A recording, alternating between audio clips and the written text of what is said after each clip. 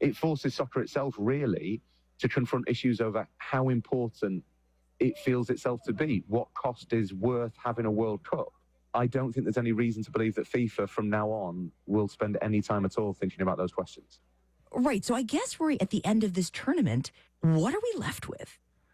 That's a great question.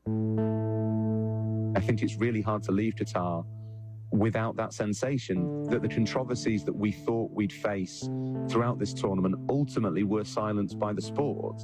And that is the power of sport. It's why Qatar wanted to host the World Cup. It's why it was prepared to risk all of the reputational damage of the last 12 years, because it knew it would arrive eventually at this moment where it would get its shot of Lionel Messi lifting the World Cup, and it would have the world agog at what it had just seen. That's why all of this has happened. And it's hard to avoid thinking that really, ultimately, at the end, kind of worked out for Qatar and for FIFA. Rory, thank you.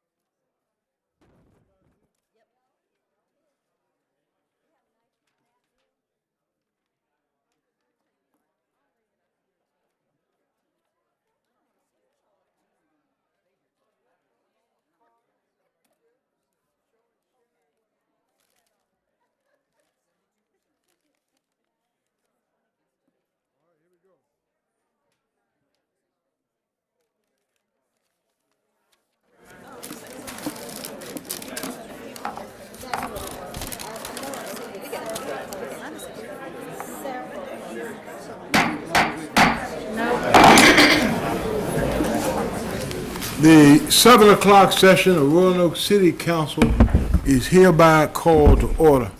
I'll ask our clerk, Ms. Susan McCoy, to please call the roll. Mr. Bestfitch? Here. Mr. Cobb? Here. Ms. Moon Reynolds? Here. Ms. Price? Here. Ms. Sanchez Jones? Here. Vice Mayor White Boyd? Here. And Mayor Lee. Here, and a quorum is present. At this time, I'm going to ask Bishop Jamal Jackson, pastor of Refreshing Church, to lead us in our invocation, and I will follow him with leading you in the Pledge of Allegiance. Please stand as Pastor Jackson comes.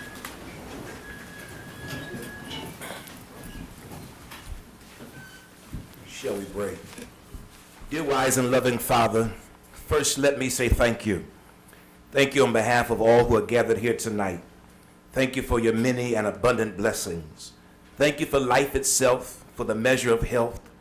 And we need to fulfill our callings for sustenance and for friendship. Thank you for the ability to be involved in useful work and for the honor of bearing appropriate responsibilities. Thank you as well for the freedom to embrace you and our freedom to reject you. But thank you for loving us even so, from your boundless and gracious nature. Father, in the scriptures you have said that citizens ought to obey the governing authorities, since you have established those very authorities to promote peace and order and justice. Therefore, I pray for our mayor tonight, for the various levels of city officials, and in particular for this assembled council. I'm asking that you would graciously grant them wisdom to govern amid the conflicting interests and issues of our times. Grant them wisdom and a sense of the welfare and true needs of our people, a keen thirst for justice and righteousness, confidence in what is good and fitting, the ability to work together in harmony even when there is honest disagreement, personal peace in their lives, and joy in their task. I pray for the agenda set before them tonight, and please give an assurance of what would please you and what would benefit those who live and work in and around our beloved city of Roanoke, Virginia. It is in your most blessed name, Jesus the Christ, I pray. Amen. Amen. Pledge allegiance To the flag of the United States of America and to the republic for which it stands, one nation, under God, indivisible, with liberty and justice for all.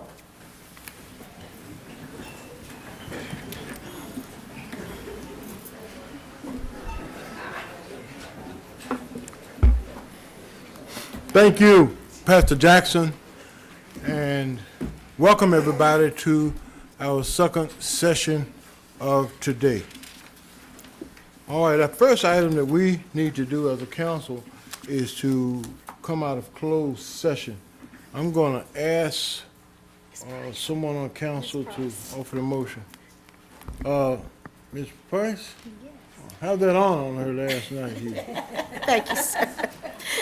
I move with respect to any closed meeting just concluded that each member of City Council in attendance certify to the best of his or her knowledge that only public business matters lawfully exempted from open meeting requirements under the Virginia Freedom of Information Act, and only such public business matters as were identified in any motion by which any closed meeting was convened, were heard, discussed, or considered by the members of council in attendance.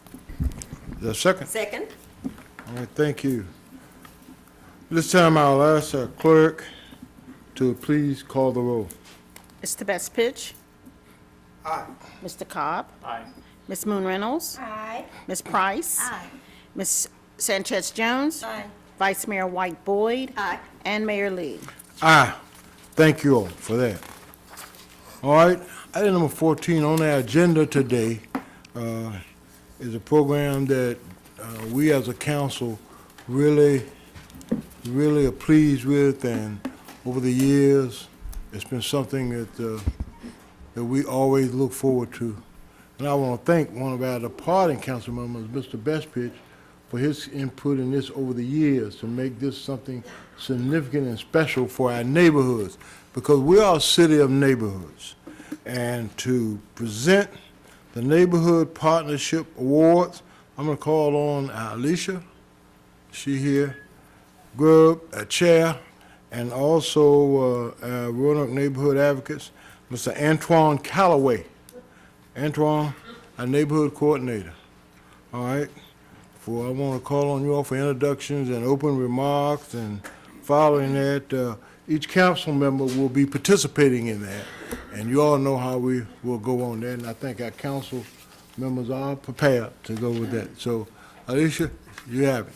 Thank you, Mr. Mayor, Vice Mayor Whiteboyd, and Council. We really appreciate the opportunity to be here tonight and present the awards. If it's okay, I'd like to stand to the side to be able to address the nominees and winners as well. Sure.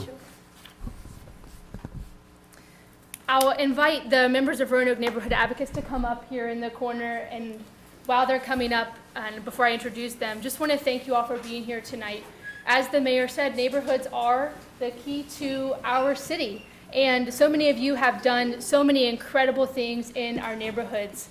I'm a very competitive person, so I don't say this lightly, but if you were nominated for an award this year, you are a winner.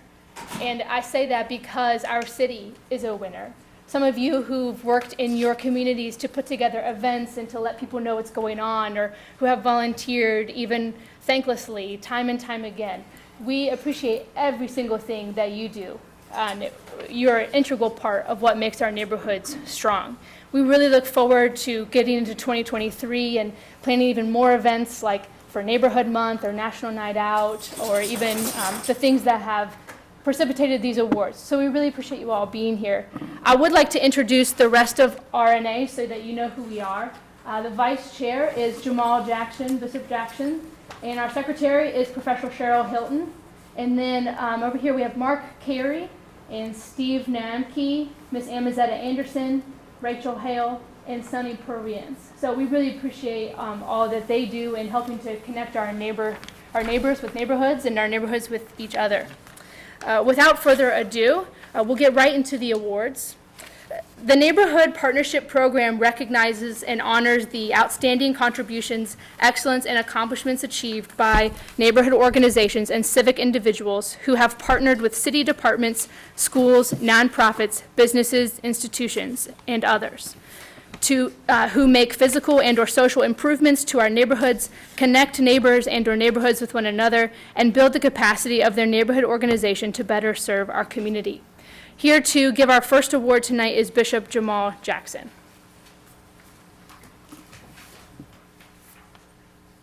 I guess I'll stand to the side too, so like Alicia did, that was good. Our first award is the Neighborhood Outstanding Volunteer Leadership Award.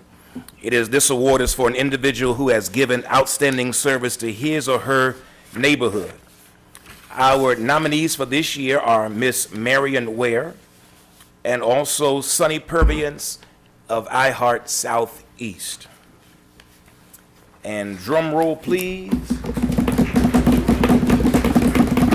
Boom. Y'all are good. I like that. Our winner this year is Miss Marion Ware.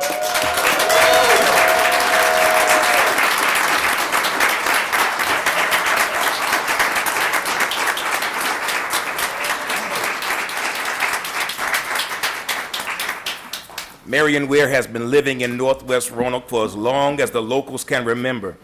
And for many years, she ran a daycare that hundreds of children have passed through, children who are now living very successful lives.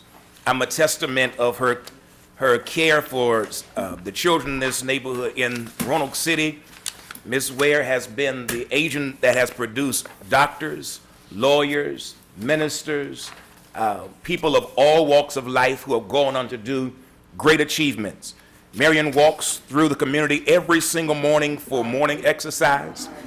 And during these walks, she meets and helps different community members. She worked for the Community Solutions Center on Melrose Avenue, and most recently has been working for the development of the new grocery store that will be housed where the current Goodwill Industries is located. She was one of the lead community members. Let me stress that again. One of the lead community members that started the conversation and action years ago for this to happen. Because of people like Miss Marion Ware, Northwest Roanoke is becoming and will continue to become a very vibrant and prosperous neighborhood. Because of Marion Ware, community members feel involved and have a seat at the table. Congratulations.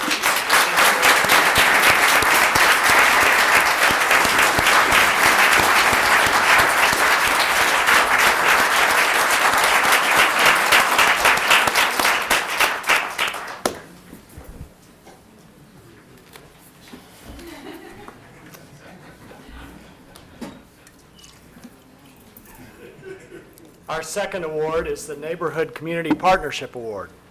This award is for contributions made by a business, nonprofit, school, or other institution to improve the surrounding neighborhood or community. This year's nominees are Northwest Faith Partnership, I Heart Southeast, and Carillion, Robbins, and Morton. And this year's winner is the Northwest Faith Partnership.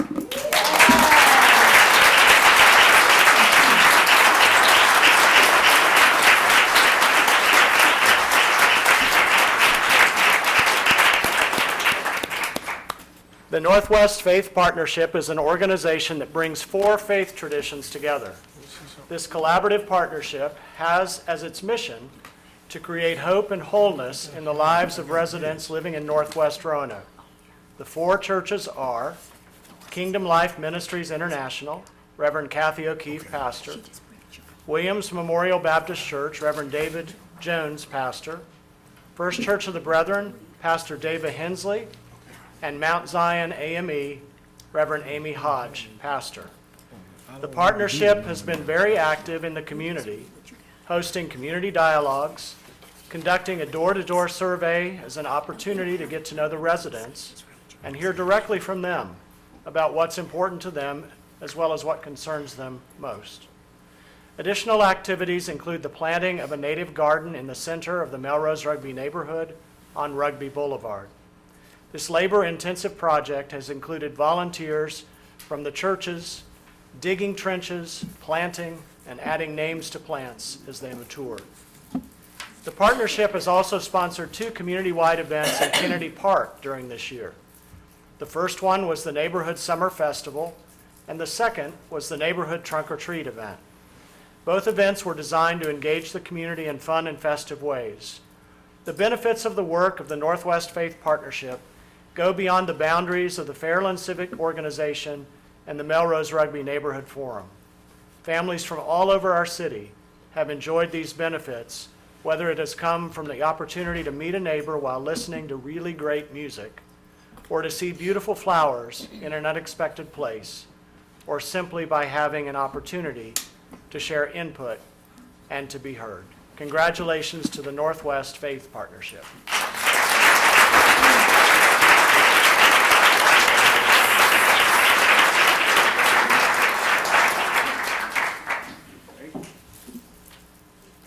Our third award is the Neighborhood Improvement Award. The Neighborhood Improvement Award recognizes a neighborhood project or activity which improves, enhances, and/or maintains the quality of life in their community. And the nominee is Roanoke Plockers. We don't need a drum roll because there's no surprise. The winner is Roanoke Plockers. Would all the Plockers please come up? All the Plockers, come on up to the front here.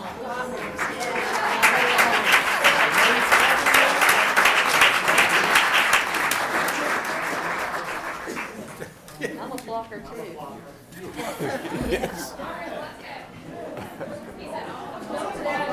All the blockers, come on, y'all, come on. Come on, blockers. Come on, be over here, all blockers, yes. The Roanoke Plockers, formerly just the Southeast Plockers, have worked hard all year cleaning up in neighborhoods all over the city of Roanoke. However, plocking is not just about picking up litter, but it is also about meeting neighbors and coming together for the greater good. It's a fun activity for everyone, young and old, and even various city departments have been getting involved. Occasionally, even some city council members have helped. It's a great idea that is building and spreading. This year, the Plockers had more than 75 plocks with 870 participants and 298 bags of litter collected. Believe it or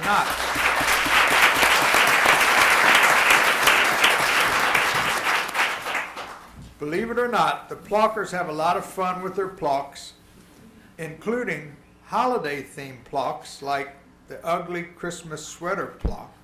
I'm sorry I missed that one.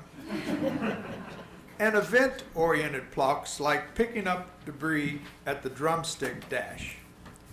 The plaquers are intentional about partnering with neighborhood groups and community stakeholders in order to create beautiful and connected neighborhoods. Thank you, Roanoke Plaquers.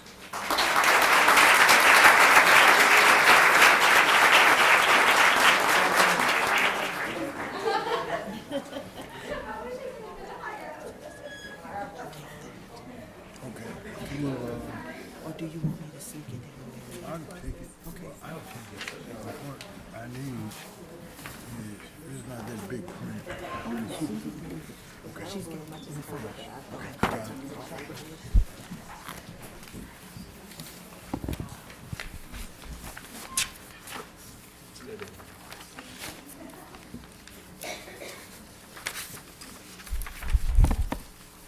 Our fourth award is the Neighborhood Youth Award, Volunteer Award.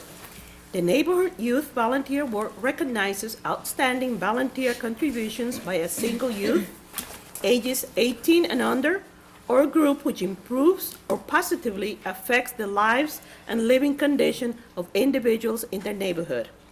The nominee is Boxing and Brawling. And that one.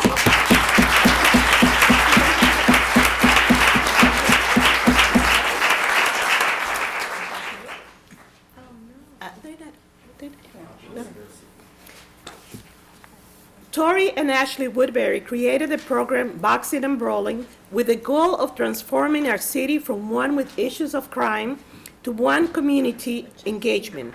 These programs provide opportunities for at-risk youth from all over the city to soar in the direction from what they had been programmed to know, in many cases, a life of crime and gangs. Participants in these programs are developing skills of discipline, responsibility, and accountability while learning good sportsmanship in the field of boxing. These young adults and children are being mentored in a way that lets them know they are important and worthy of a life filled with hopes and dreams rather than a life of crime and fear. During 2021 and 2022, Boxing and Brawling provided mentoring outreach that impacted over 200 kids in the city of Roanoke. Thank you, Tori and Ashley.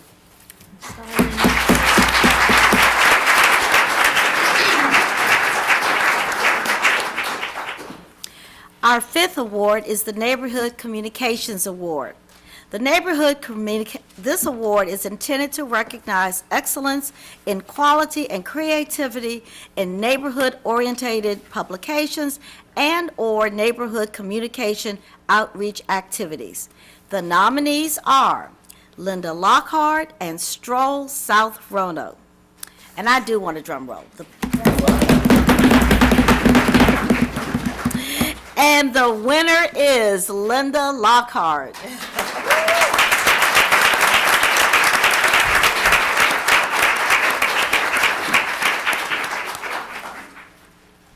This year, Linda planned the 6th annual block party in the neighborhood where she lives. This event has been planned and organized by her every year it has been conducted. She worked extremely hard this year, making sure that everyone knew about the block party, not just her immediate neighbors, but the whole surrounding neighborhood as well. She made a big yard sign, created flyers that she handed out door to door. She made regular announcements on the neighborhood Facebook group and even greeted everyone she saw walking down the street to make sure that they knew. When a hurricane came through on the scheduled date of the block party, Linda did not give up. She went back to work, spreading the word that the block party would be held the following weekend instead. She also made sure that everyone knew, even with a last-minute pivot, she was able to get the word to everyone in the area and pulled off another successful block party. The party she hosted actually included several blocks where many families were welcome.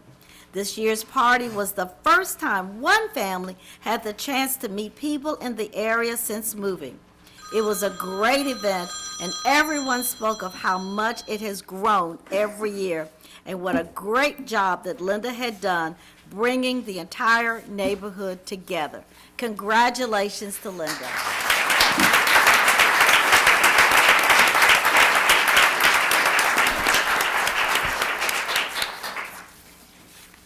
Our sixth award is the Neighborhood Art Award. This award recognizes a neighborhood project or activity which improves the quality of the arts in the neighborhood, enhances the character of the neighborhood through the arts, or improves the surroundings through the visual or performing arts. The nominees are Southeast Greenway Gateway Project and Crystal Springs Elementary School Roanoke City Arts Culture. Drum roll. And the winner is Southeast Greenway Gateway Project.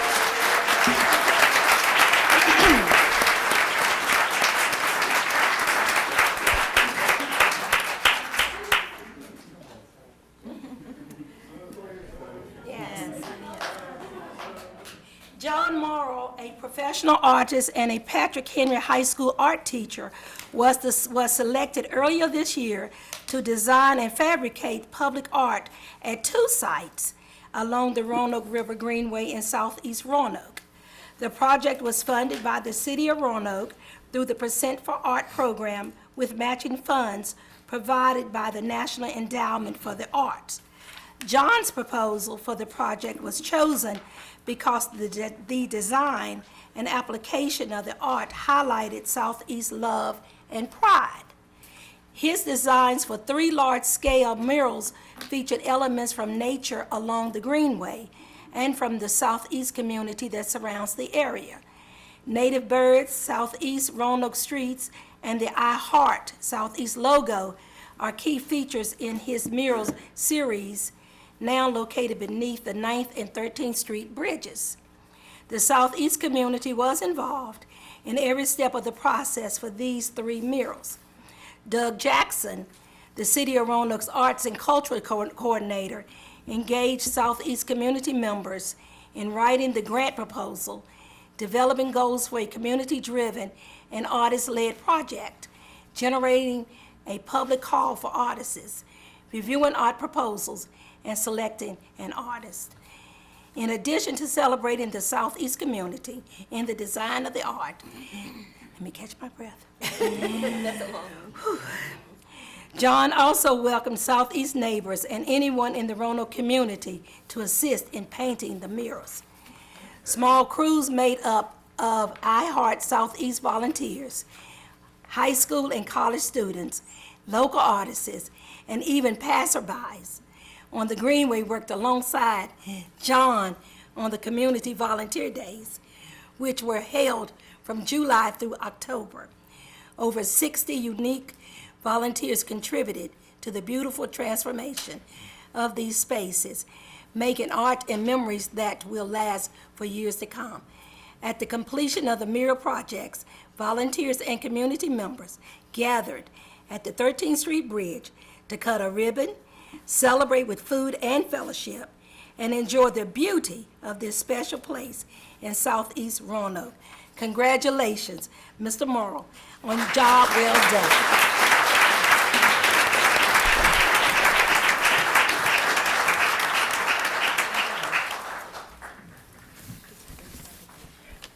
Our 7th award is the Neighborhood City Partnership Award. This award is intended to recognize any city department or employee that has assisted or provided resources on a project, program, or activity that improved or enhanced a neighborhood's quality of life. And the nominees are Douglas Jackson, City of Roanoke's Arts and Culture Coordinator, Dwayne Darden, Manager, City of Roanoke Transportation Division, Roanoke City Fire EMS. And the winner is, thank you for that, Douglas Jackson.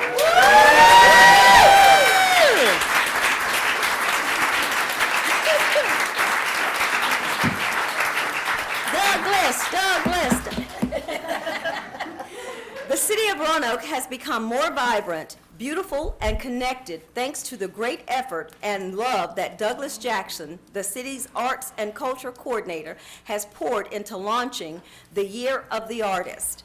Through this initiative and under Douglas's leadership and encouragement, creatives of all types are receiving support to meet community challenges and integrate more art into the city's fabric. Doug has developed a plethora of opportunities for local artists to shine bright in the Star City this year, from painting self-portraits, conducting workshops with youth, involving community members in large-scale mural paintings, and so much more. Artists all across our city have been widely active in strengthening and beautifying our community. Although Douglas is always so enthusiastic to bring others into the spotlight at every opportunity, he is the one spark, the catalyst, that has energized hundreds of new creations and connections to be made throughout Roanoke. More people have an increased love for arts, each other, and of our city because of Douglas's very special ability to inspire us to wonder, create, and leave our mark in our city. Thank you, Douglas. Congratulations.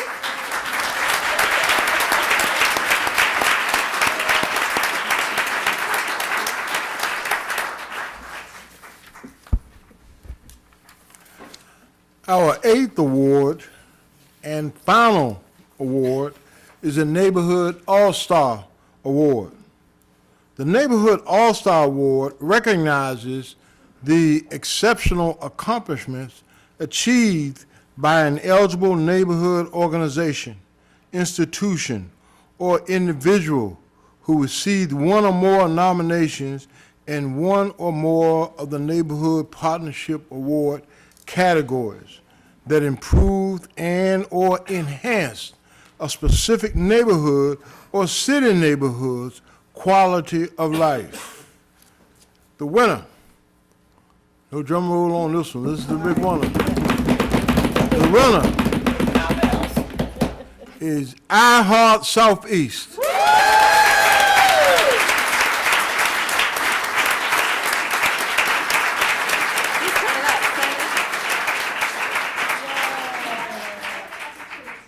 I Heart Southeast is a volunteer group of Southeast residents which has been successful engaging Southeast neighborhoods. Its founder, Sonny, is an inspiration and has ignited a spark in Southeast for positive change. I Heart Southeast organizes and holds an annual summer festival and the Southeast Trunk or Treat Party every October.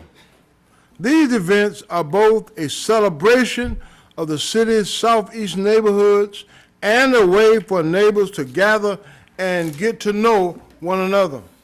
This organization helps beautify and revitalize the Southeast community by planting trees, plowing, bringing outdoor artwork to Southeast spaces, and generally highlighting the good and positive things happening in Southeast Roanoke.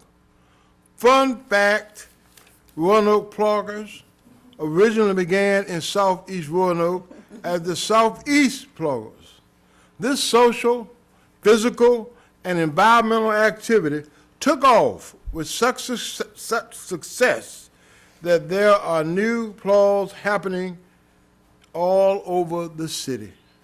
These acts boost morale in the community and bring neighbors together. Congratulations to Our Heart Southeast, our 2022 All-Star Award winner.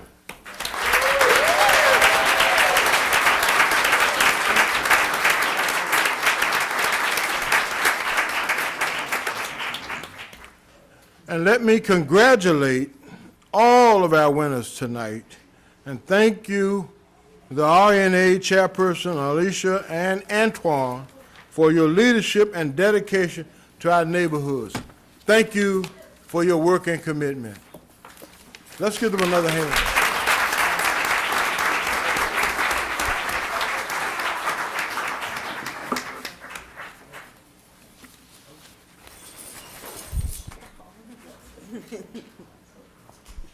All right, I'm gonna come down to the podium for this next award.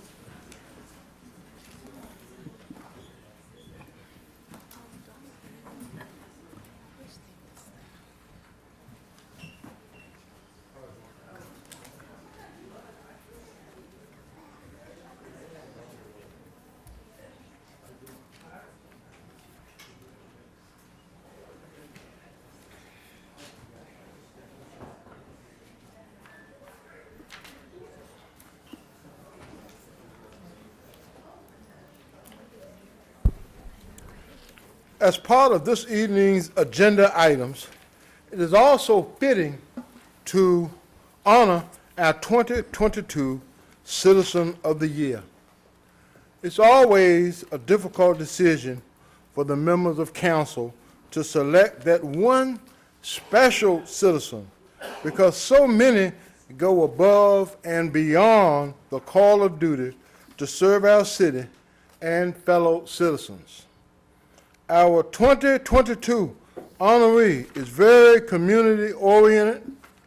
The honoree demonstrates a tireless commitment to this city through an active and productive engagement in multiple programs, inspiring and empowering others to achieve their personal best. The honoree created and leads many community projects, including the planting of more than 30 trees in various locations and painted murals throughout the city.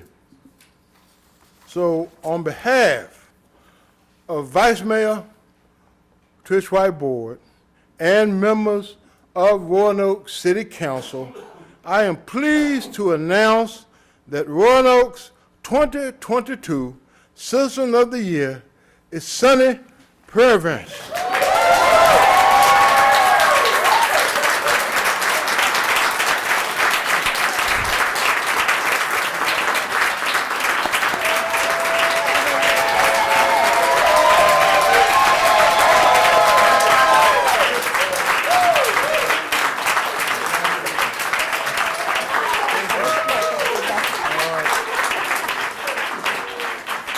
I want you to also bring, you got the family here, or friends that want to come up with you. Not all of Southeast now. Not all of family and friends. Come on up.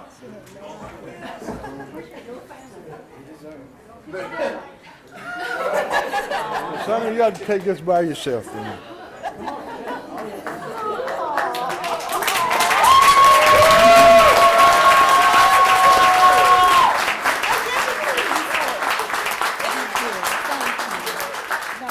Let me just say a few things about Sonny. I'm sure you all know.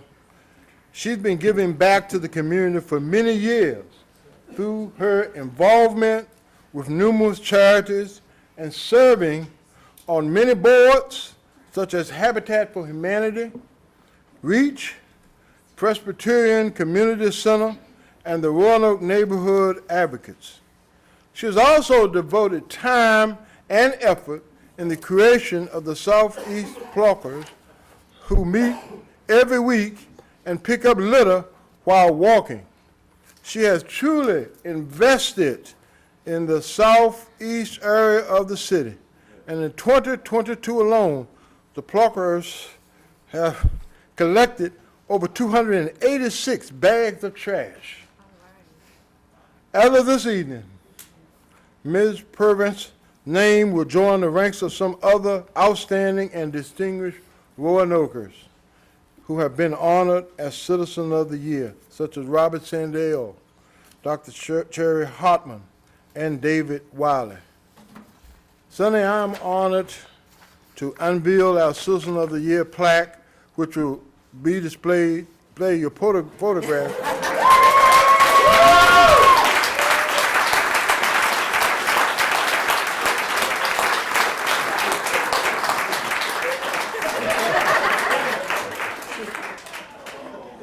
All right, this plaque will be on display in the lobby area on the second floor of the municipal building here, the Noel T. Taylor Municipal Building. Also, I'd like to present you with your own personal plaque.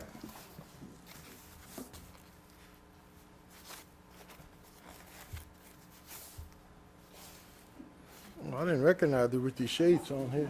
Okay.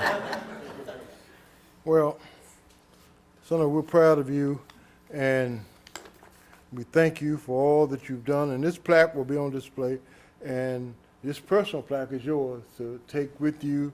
And we have a formal resolution which pays tribute to you as the 2022 Citizen of the Year. All right, the resolution. I move the resolution. Second. All right. Any discussion or comments? Madam Clerk, could you please call the roll? Mr. Bestfitch? Aye. Mr. Cobb? Aye. Ms. Moon Reynolds? Aye. Ms. Price? Aye. Ms. Sanchez Jones? Aye. Vice Mayor White Boyd? Aye. And Mayor Lee. Aye. And congratulations, Senator, you are 2022 Citizen of the Year.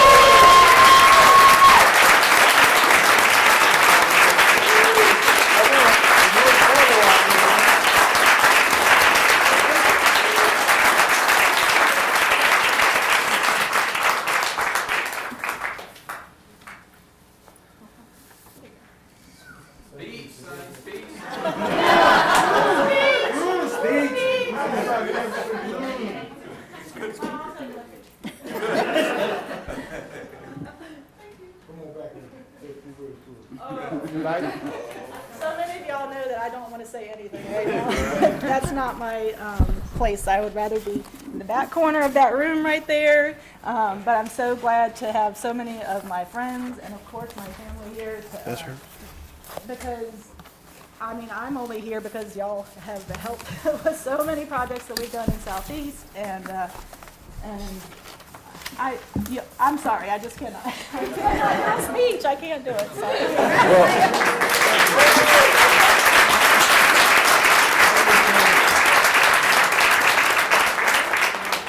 Let me say to you that we have an award that it is the highest award that we give in this city. And I'm proud and honored tonight to present you with the key to the city.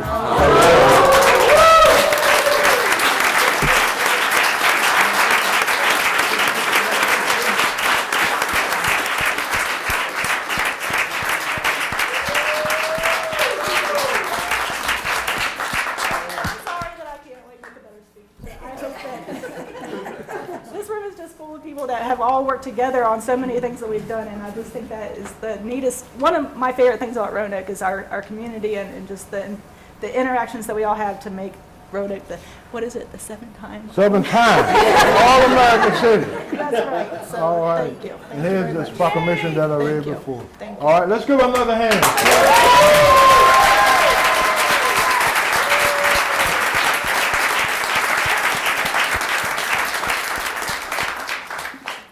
All right.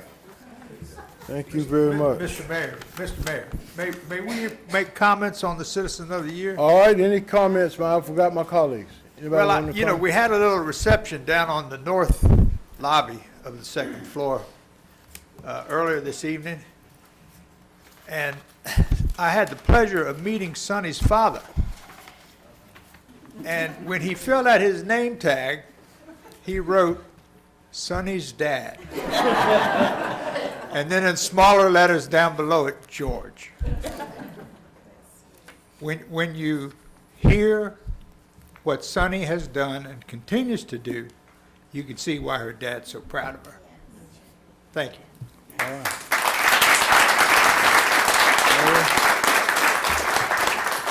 Okay.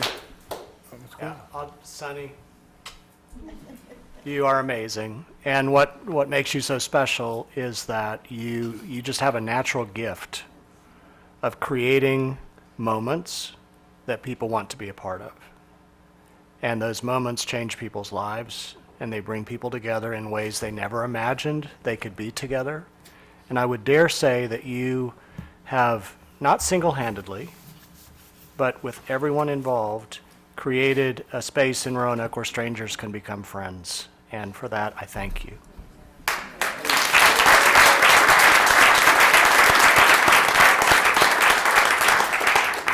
All right. I'll just say Vice Mayor Whiteboard. Yeah, just very quickly, Mayor, thank you. I just wanted to say Sunny has been able to create something that, like Mr. Cobb said, people enjoy, but how many people can motivate someone to go around the city picking up trash? And Sunny has done that, and so we thank you for that, and it is fun. And if you haven't done it, go plocking, picking up trash while walking. Thank you, Sunny.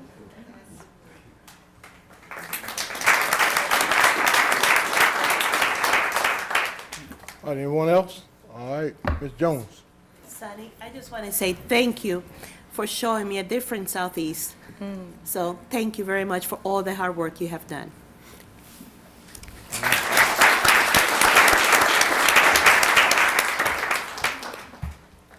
All right, any other thoughts, comments? All right, we'll move on. Thank you. Thank you all so much. Thank you. Thank you, son. All right, the next item on our agenda, I want to recognize and really give recognition to the Honorable Anita James Price, council member. Come on down. Come on down, Ms. Price. Come on down. Come on down. This is Bill's night. This is not Bill's mama. Bill is coming up.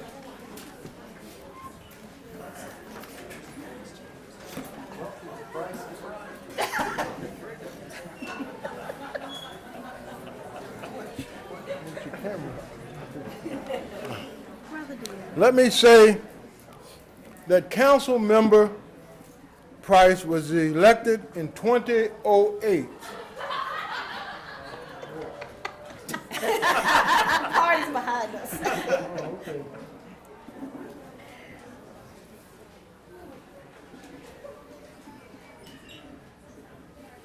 All right, party's out in the hall. Councilwoman Price was elected on council in 2008 as the first African-American woman to serve on Roanoke City Council, serving for 3 4-year terms, and upon her re-election in 2016, served as Roanoke's first female African-American vice mayor for 2 years. Come on, I think that's...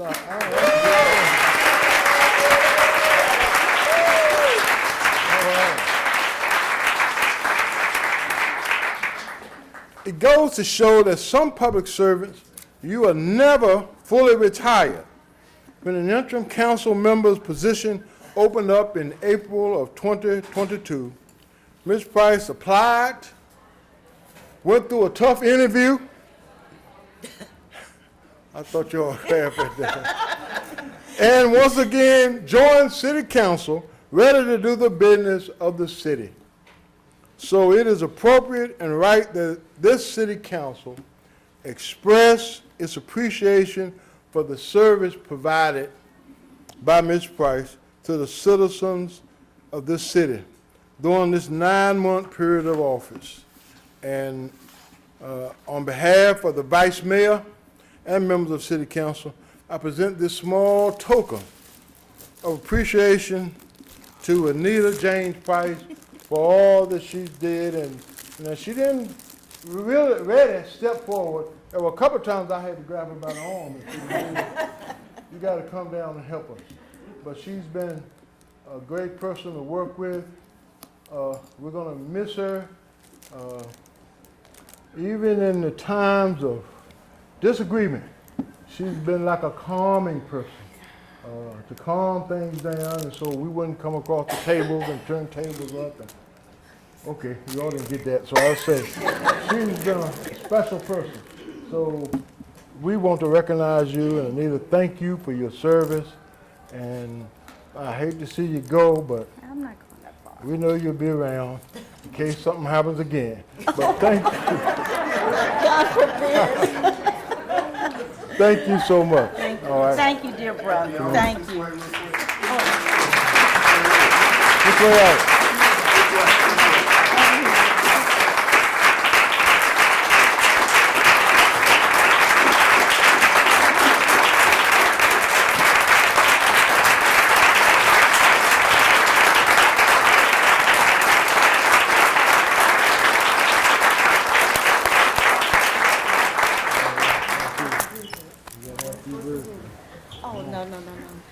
I'm not going to say too much because y'all know what'll happen. I had told everyone, we're not doing this. This is Bill's night. Y'all said goodbye to me 2 years ago. So I'm not going to say goodbye. I'm just going to say see you later because I know the work is not done and there's lots more left to be done. So it's been an honor and a pleasure to serve everybody in Star City. You know, I love you guys. I love my city. Thank you.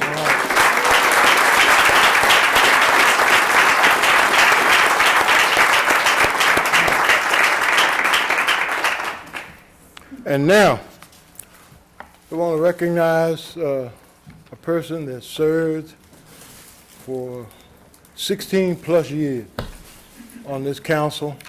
And let me just say, we had a retirement affair a couple of days ago, and somebody, Ted Ellick, I think said something. There were a lot of great speeches about Bill, but I think this is something that really exemplifies the type of elected official that he is. You know, many people run for office and get in office, and they have different motives for different things. But Bill was one to work, not to elevate himself, not to walk around with a badge saying, I'm on city council, but what he could do for people. He has a position. He's a strong-willed guy. He and I sometimes differ on issues, but the great thing about it is we could leave that meeting and come back together and work on behalf of the city and become friends. And I appreciate all the things that he did, not only in city council, but coming out talking to my basketball group in the summer, 90-degree heat. But he wanted to show those young men and women, that teamwork and those kinds of things help you in life. So at this time, I want to ask Councilman Bill Bestpitch. Well, first of all, I want to ask, I got a resolution I want to bring forth. I got a resolution. Second. All right, it's been moved and seconded. Madam Clerk, can you read this in entirety, this resolution? I will try, Mayor. All right.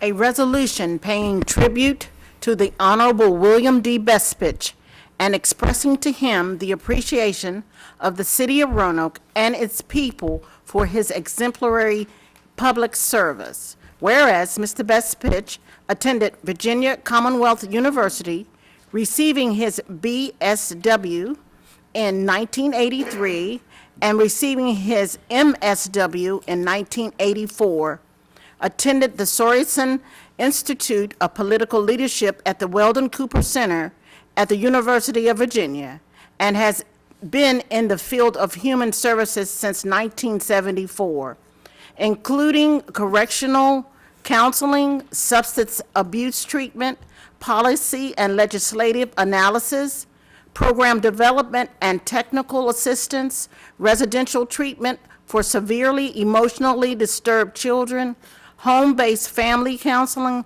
and long-term care of the elderly, and has served his community at TAP, Blue Ridge Community Services, now Blue Ridge Behavioral Health Care, Family Service of Roanoke Valley, and the Virginia Veterans Care Center, as well as serving as adjunct instructor for Radford University School of Social Work.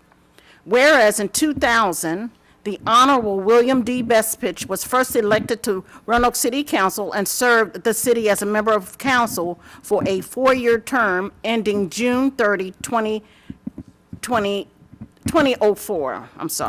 Whereas Mr. Bestpitch was later re-elected to Roanoke City Council in 2010 and served 3 consecutive terms ending December 31st, 2022.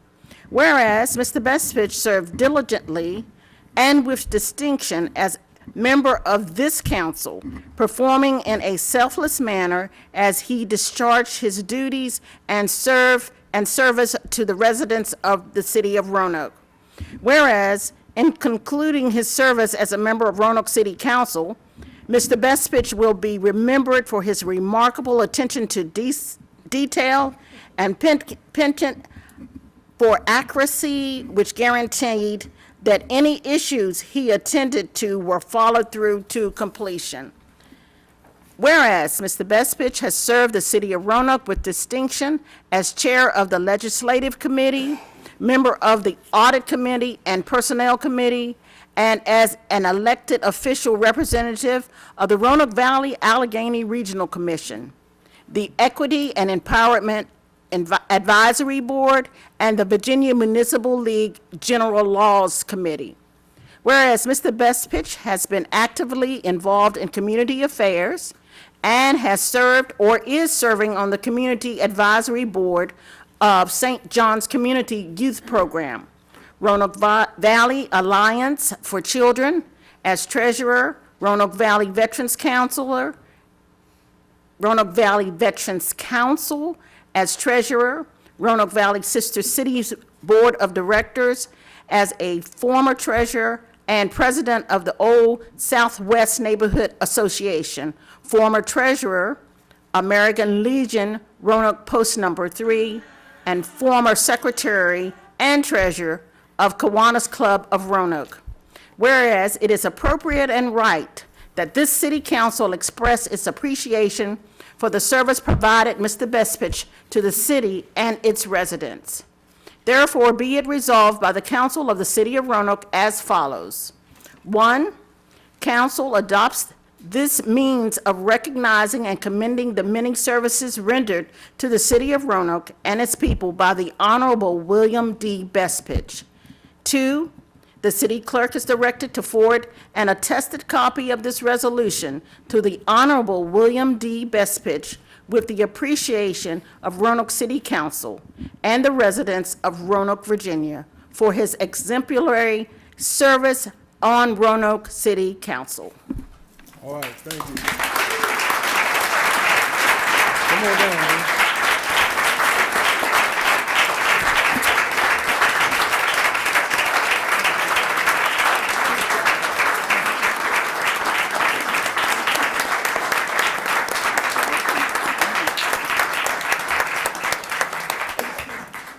All right, we're gonna vote on this to make it legal, and then I'm gonna let Mr. Bestfitch have some comments and remarks.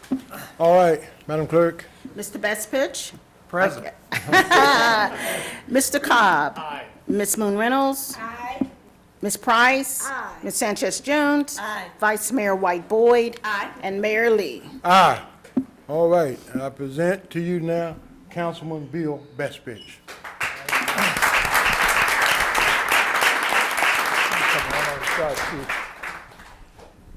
Well, thank you. Thank you to my colleagues. It has been an honor to serve with you, and most of the time a pleasure to serve with you. You know, when our city clerk was reading all those different organizations I've been involved with, it almost made me tired. I'm happy I didn't try to do all of those things that she mentioned at the same time, but I will continue as treasurer of Roanoke Valley Veterans Council as well as treasurer of Roanoke Valley Sister Cities. So I can't disappear. They'll wonder what happened to all that money. But it has been the honor of my life to serve the city. My wife and Sherry and I came to Roanoke in 1990 really not knowing anybody. Really didn't know if we were making the right choice.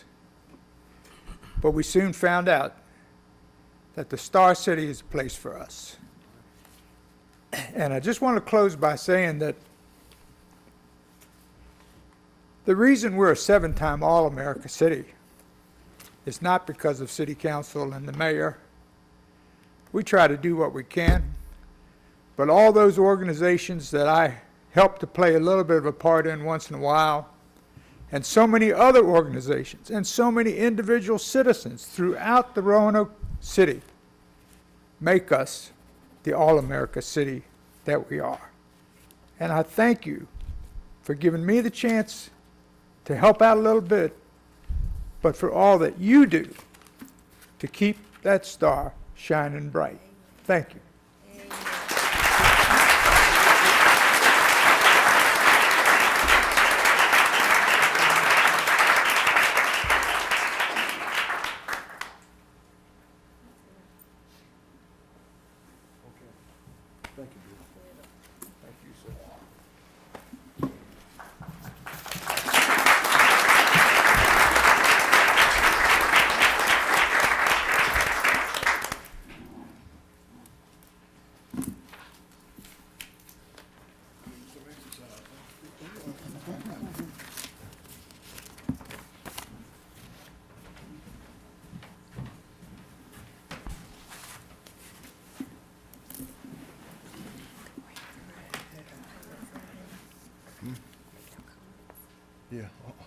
let me give my colleagues an opportunity to make a comment. So we go right down the line if we choose to.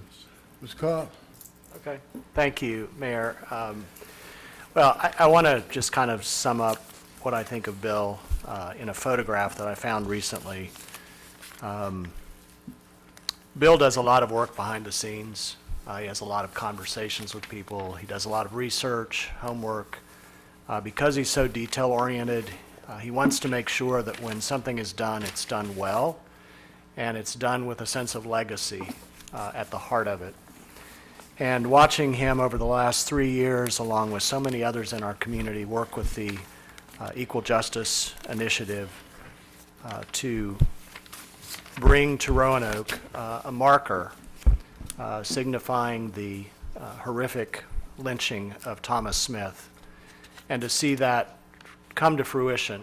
I see Amy Hodge here, so instrumental in this, and I was looking online for a picture, a photograph, and I saw several where it was just him and Amy pulling off the cloth, but there were no pictures of Bill, just like half of his body. And I finally found one, and I'm going to credit Community High School. And it's a beautiful photograph of Bill standing in front of the marker, but he's also holding a jar of the soil. Because one of the things that's so important for this movement is not only to bring markers to localities where a person was lynched, but to have a sample of the soil from that place that is then taken to Montgomery, Alabama, and becomes part of the memorial there. So it's not just about Roanoke, it's about our nation, and remembering people who died horrible deaths, and bringing forth their story and honoring them in a new and a profound way. And that picture for me just summarized who Bill is as a person, who he is as a leader, and who he is as a member of this community. So thank you, Bill, for everything you've done.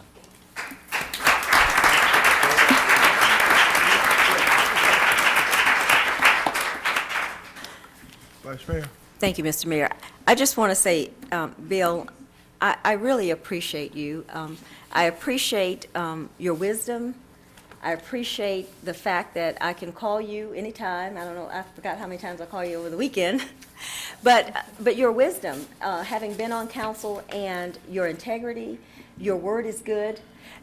For a lot of people, politics, they don't understand the difficulty it is in politics, and sometimes we agree and sometimes we don't.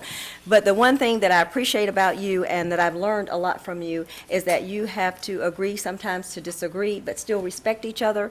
And I do respect you because you are a wise man, and I have learned a lot from you, and I am going to miss you tremendously. Thank you, Bill. All right.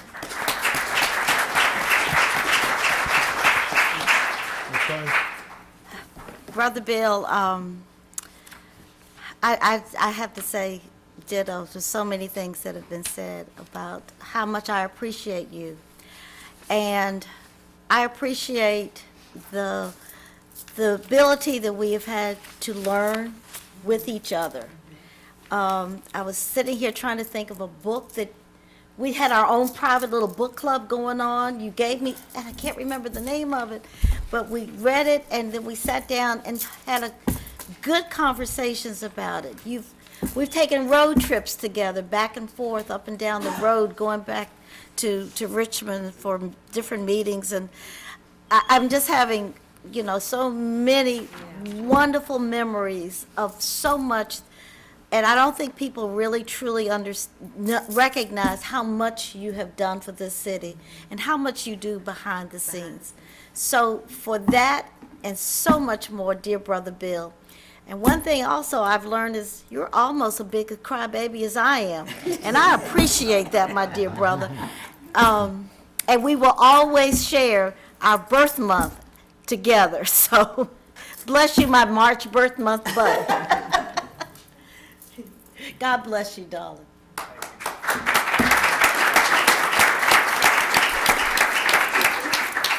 Ms. Sanchez-Jones.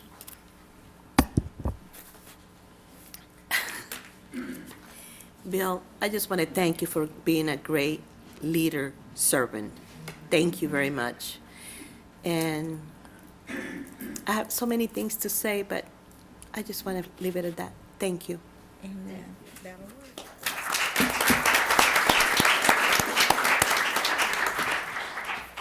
All right, Bill, I've said my piece. Thank you, man, for what you've done. Thank you.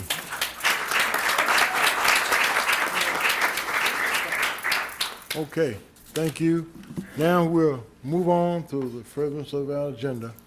And we're gonna go down to item number 15, which is a public hearing, which I got a feeling a lot of people are here for that.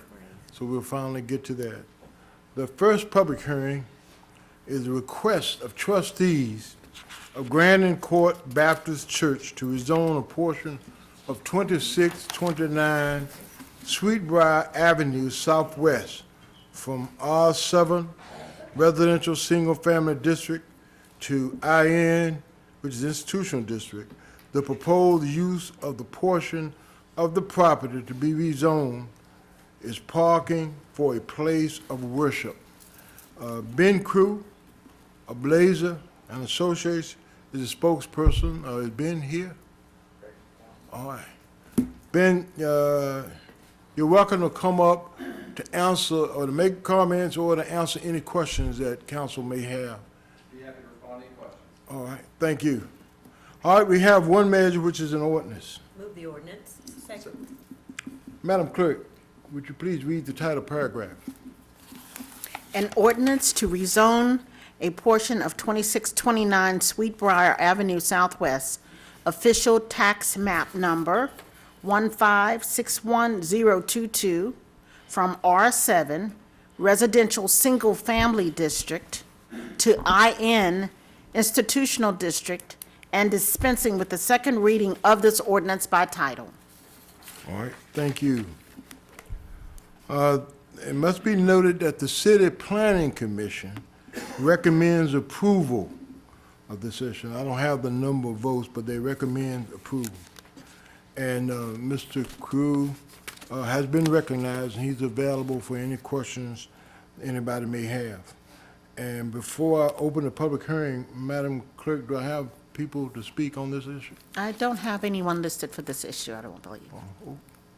Have you signed up, sir? No, sir, I was a little late. I didn't get a chance to, but I do want to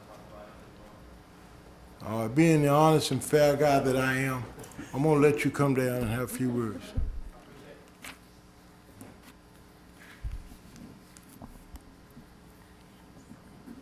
We can then, Mr. Mayor, just open the public hearing before it's come. All right, let me do that. The public hearing is now open.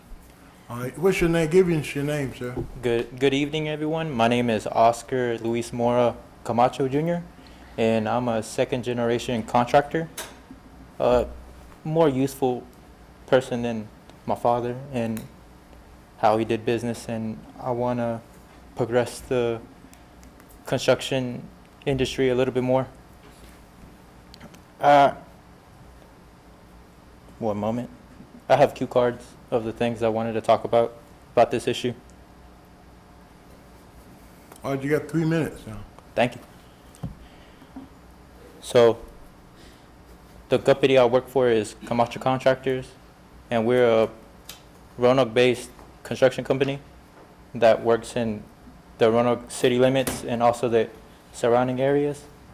We work with Fralin, one of the biggest new construction companies in the area, and they're a part of this situation with the zoning and the approval of this planning commission.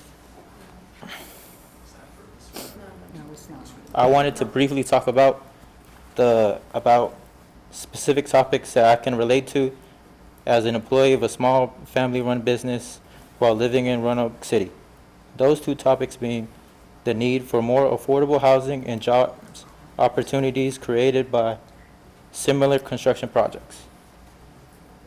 Roanoke is the eighth largest populated city within the Commonwealth of Virginia, and with our city growing population, the need for housing and also affordable housing needs to grow as well. So this is where, it can help everybody out in the long run.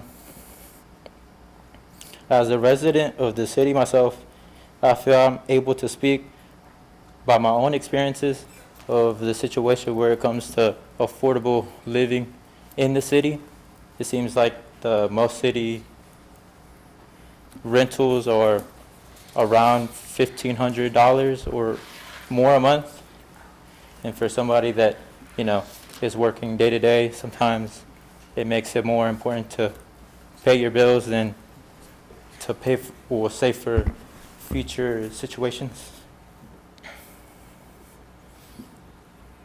But while working for R. Frayling Construction, Camacho Contractors was able to bid, and it was then awarded chances and opportunities to create these affordable living complexes, which are the Aspen, Mill Crossing, and North Point, which have provided 300 residents per building, and it has like 5 different buildings in one complex.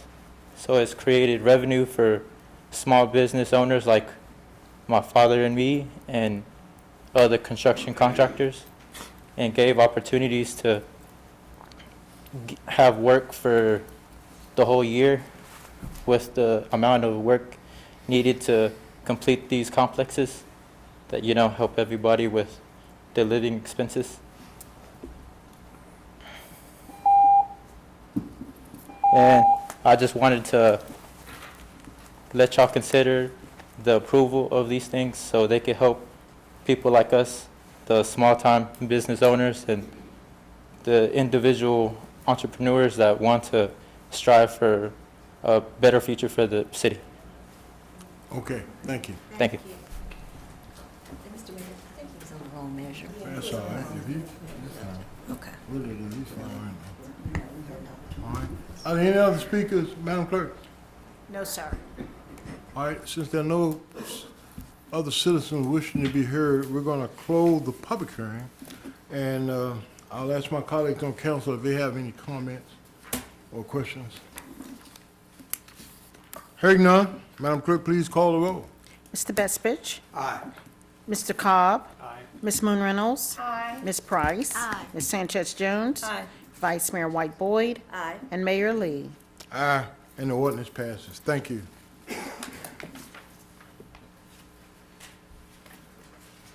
All right, we're now down to item number 2 on the public hearings, and that is a request of Brandon Village LLC to rezone a portion of property located at 1002 Brandon Avenue Southwest, previously addressed as Old Brandon Avenue Southwest, from R7 Residential Single Family District to MXPUD Mixed Use Plan Unit Development District. Subject to the development plan that specifies location of buildings and infrastructure, site access, and building design. Ben Crew, agent, Blazon Associates is the spokesperson. Mr. Crew is here and ready to available for any questions or comments. And I'll let you have a say.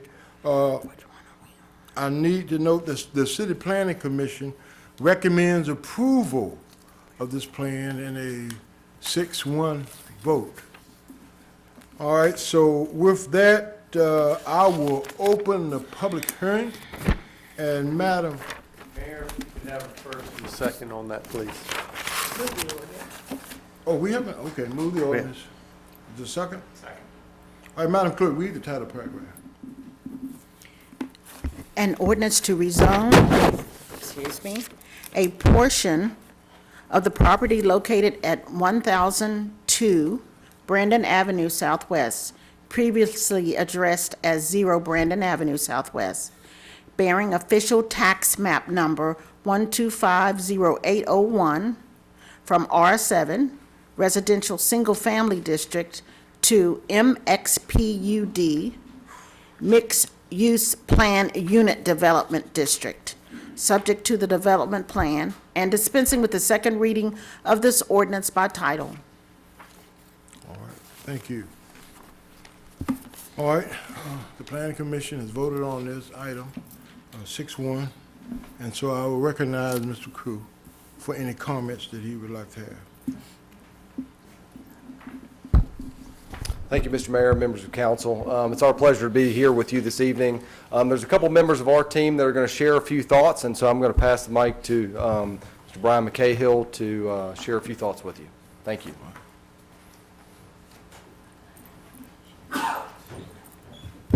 Good evening, Mayor Lee, Vice Mayor White Boyd, and ladies and gentlemen of City Council. I'm Brian McHale, I'm the COO of RP Franklin Inc., and I want to thank you for your time tonight hearing our proposal. I realize it's a big agenda. There's a lot of folks that want to speak, so I'm going to be brief. I think the staff of the city did an excellent job pouring through the details of our proposal. I'm here to answer any other questions you may have. Mr. Crew from Balzer is also available, and our operations manager, Wynn Phillips, would just like to highlight a few key points very briefly. So, thank you. Thank you, Brian. Thank you, Council. Mayor, I would love to hand out my remarks that I'm going to go over. Do I have permission? Yes, you can hand them to our clerk here.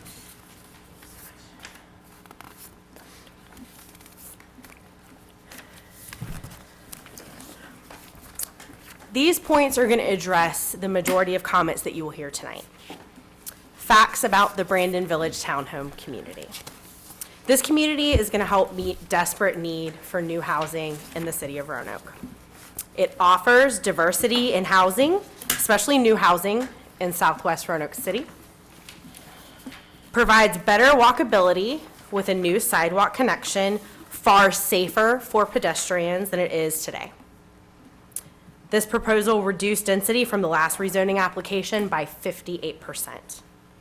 It will provide tax revenue for the city, both in business and property taxes, providing more jobs. It is consistent with the comprehensive plan.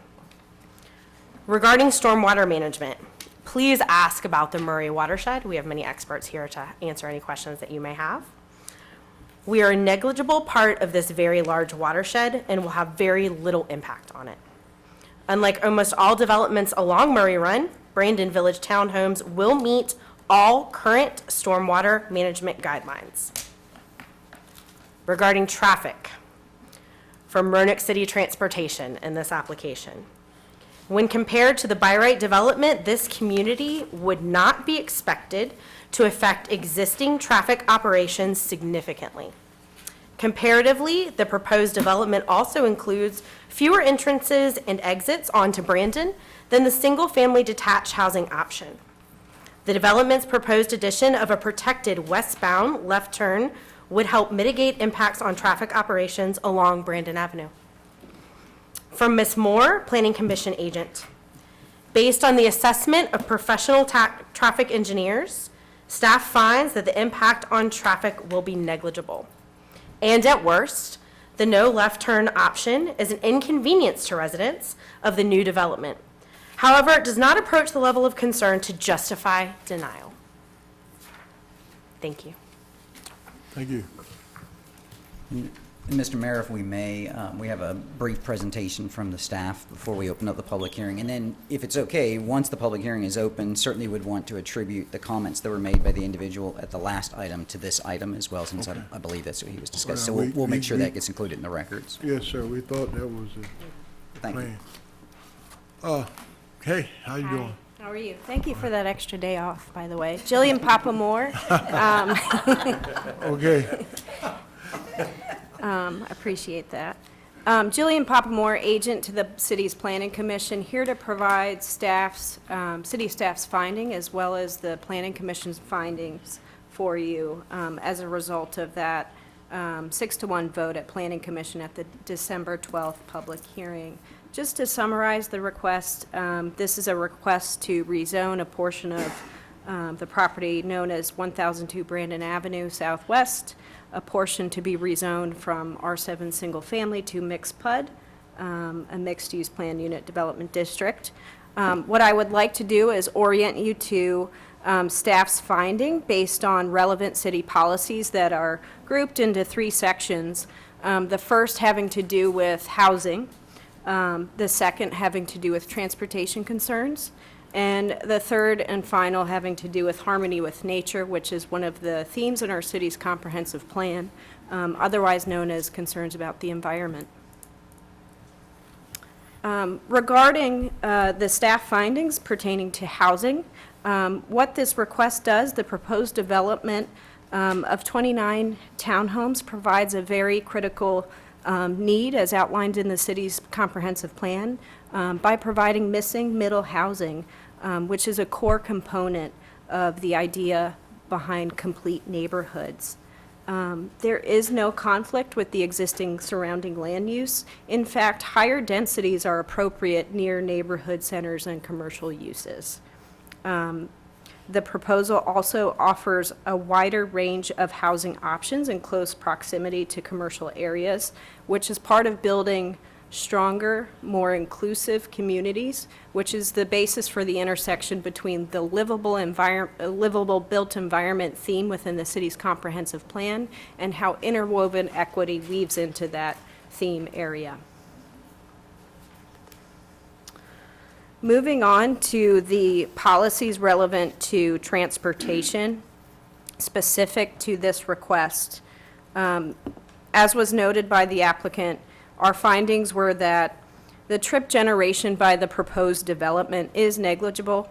Specifically, 209 daily trips will be generated by the specific development, with 14 trips and 17 trips in the AM and PM peak hours respectively. With the reduction of previous proposals of 54 units down to 29 units, that has resolved some of city staff's prior concerns about prohibiting left turns out of the project site. It is expected that only 3 to 4 drivers are projected to exit the site during peak hours with westbound destinations. The developer has also proposed to provide a new turn lane for westbound traffic to enter the site, and again, that will be constructed by the developer. The proposed development provides a single point of vehicular access with stop sign control with a right out only along Brandon Avenue as compared to what is permissible and cannot be precluded by right, which could be more or less than 13 individual driveways ingoing and ongoing onto Brandon Avenue. It should also be highlighted that the proposed development will add sidewalk along the entire Brandon Avenue frontage and will provide a safer pedestrian connection.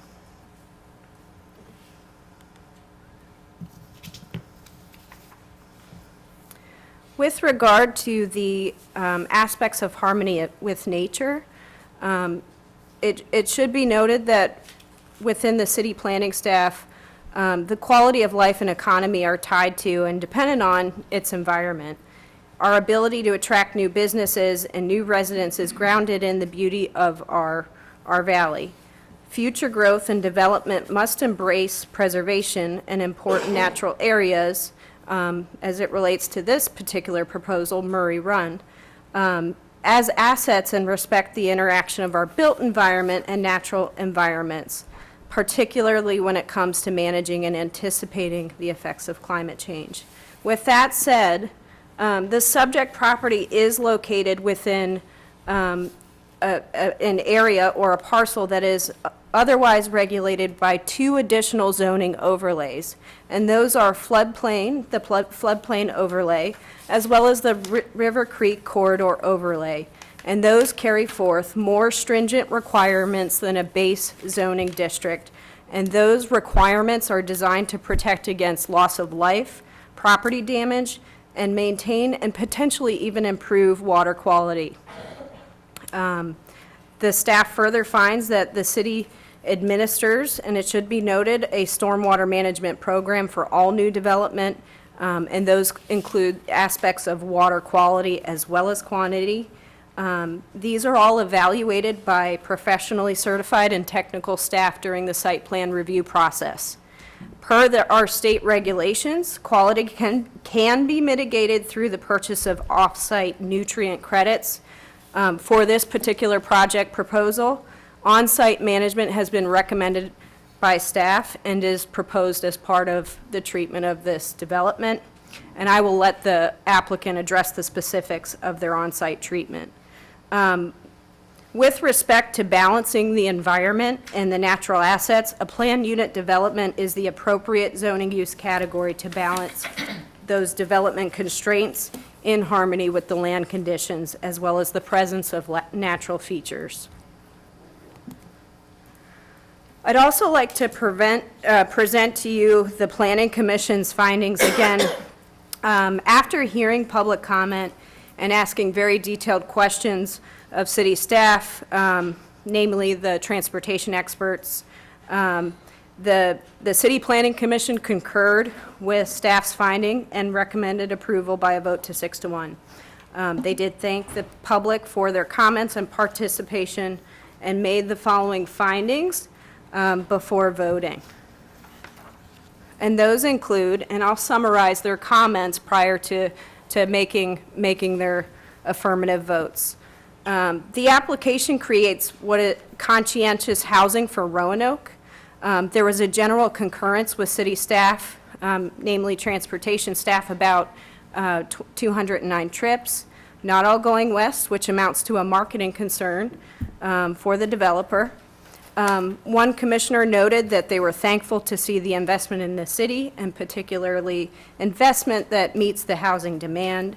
One commissioner noted a case study of District View was cited as it pertains to traffic fears that were enumerated at the public hearing and then not realized upon development.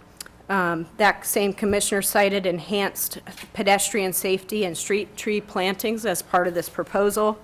Another commissioner noted a general lack of housing in the city and the ability to provide additional walkability to Tower Shopping Center.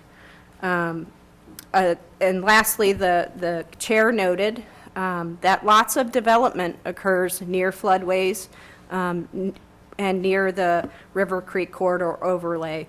And there are rules in place to deal with that. The chair also noted that housing units along the Murray Run will potentially allow access for families to use and become more aware of the amenity. And to quote our chair, "It is hard to appreciate an amenity that you don't see. Murray Run should be more visible after this." That concludes staff's report and findings, as well as the Planning Commission's comments. I'm happy to answer any questions. We also have our transportation team available for questions. Thank you. All right, any questions so far from members of council? The transportation group, are they here, the team? Yeah, could you all come forward a minute, please?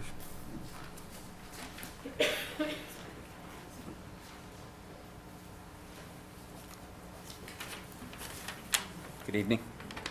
Good evening. Thank you all for coming. Share with us about the traffic issues, the problems in this plan. Is it, I know there's some, but talk to me about what you all found in your work and your study evaluation there. As far as, do you have a specific concern? Driveways coming out, people coming in, coming out of the Sure. driveway. So in looking at the driveway usage and comparing what is by right versus what is being proposed by the developer, it is our feeling that a single stop sign controlled driveway would be preferable to 13 individual driveways. And then the fact that there's a westbound left turn lane to get back into the site is also of benefit, both for the operations of the corridor of the intersection as well as for the residents of the home, the housing. Okay. All right, any other question? Mr. Bestfitch? Thank you, Mr. Mayor. I reviewed the information that we were provided in advance, including the map that came from Balzer and Associates. I couldn't quite determine, based on that map, it's kind of small, exactly how this left turn lane is going to be configured. Are you able to give us any help in understanding that? I think that it would be better for the developer and the design folks Sure. to talk about that specifically. That's fine. Yep. That's fine.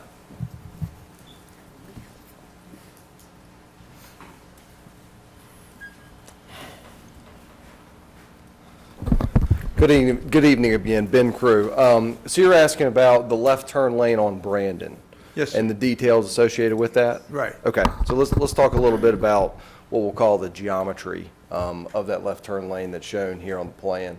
So for westbound Brandon Avenue traffic, doesn't really matter what their origin is. If they're planning to come down Brandon Avenue westbound and turn left into this development, basically that left turn lane will be installed in the kind of larger merge area for northbound Main Street or eastbound Brandon Avenue. So there's a larger section of asphalt in there that was kind of, as part of the restriping plan, is just kind of open area. And that's going to be reconfigured to accommodate this new left turn lane. We've looked at it in the field and, ensured that transitional grades can happen and make sure that the implementation of it, as we have it shown, is feasible. And that's what's shown on the plan.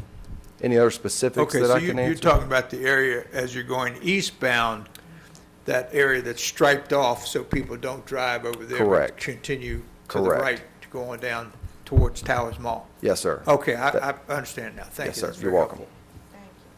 All right, anybody else? Scott? And I don't know whether you can address this or the transportation folks, but I know a question that's come up, it came up last time, and it's kind of come up in subsequent conversations, and that's about the pocket lane at the end. I've heard it called Brandon Lane. I don't even know what its real name is. Sure. But there was some conversation throughout the process about whether a left turn option would be available out of there. From what I heard on the Planning Commission meeting and traffic, that doesn't seem necessary or reasonable here. And I wondered if you all could elaborate on that, whether it's just not a good possibility or whether it's even been considered as an option. Sure. I think that's a great question as far as Brandon Lane. And what he's referring to is Brandon Lane, which is located on the right-hand side of the plan for everyone's reference. I'll probably let Ian, talk about the signal in further details, but the Brandon Lane actually complicates with another movement from that position, that entire intersection. And so where we have our access shown just west of that, that's a right-in, right-out only location. You cannot physically make a left because there are barriers there. And so opening up an additional turning movement, especially a left that may be taken by someone out of Brandon Lane, would increase the complexities and the challenges of that particular intersection. Ian, I don't know if you want to add anything from regionally from that signal from a City of Roanoke standpoint. Sure. So in looking at the Brandon Lane, adding Brandon Lane to the traffic signal system, operationally, we're talking about taking a signal that's already very complicated and adding not just one phase of the signal, so one leg to the signal, but adding two more legs as well. So operationally, we're going to have significant impacts to the corridor, to that intersection all the time, because it'll now be a part of every cycle that is incurred in that intersection. And based on the traffic volumes that the proposal is proposing, we're simply saying that it is not proportional to that overall impact that we would be expected to endure. So, thank you. Yep. I appreciate it. I'd like to follow up on that if I could, Mr. Mayor, while we're dealing with that. And I'm sorry I didn't catch your name. My name is Ian Coffey. Koff? Mr. Koff, I understand what you're saying in terms of a synchronized system where all the traffic lights work together. Would it not be possible to have a traffic signal at Brandon Lane that was not part of that synchronization, but would only be activated when someone comes up to the light. In other words, it wouldn't change for most of the time. Based on what we've been told about the number of trips going in and out, most of the day, that light would never change, and the existing cycle of red light and green light would stay just as it is. Wouldn't that be an option that would allow a left turn from that location?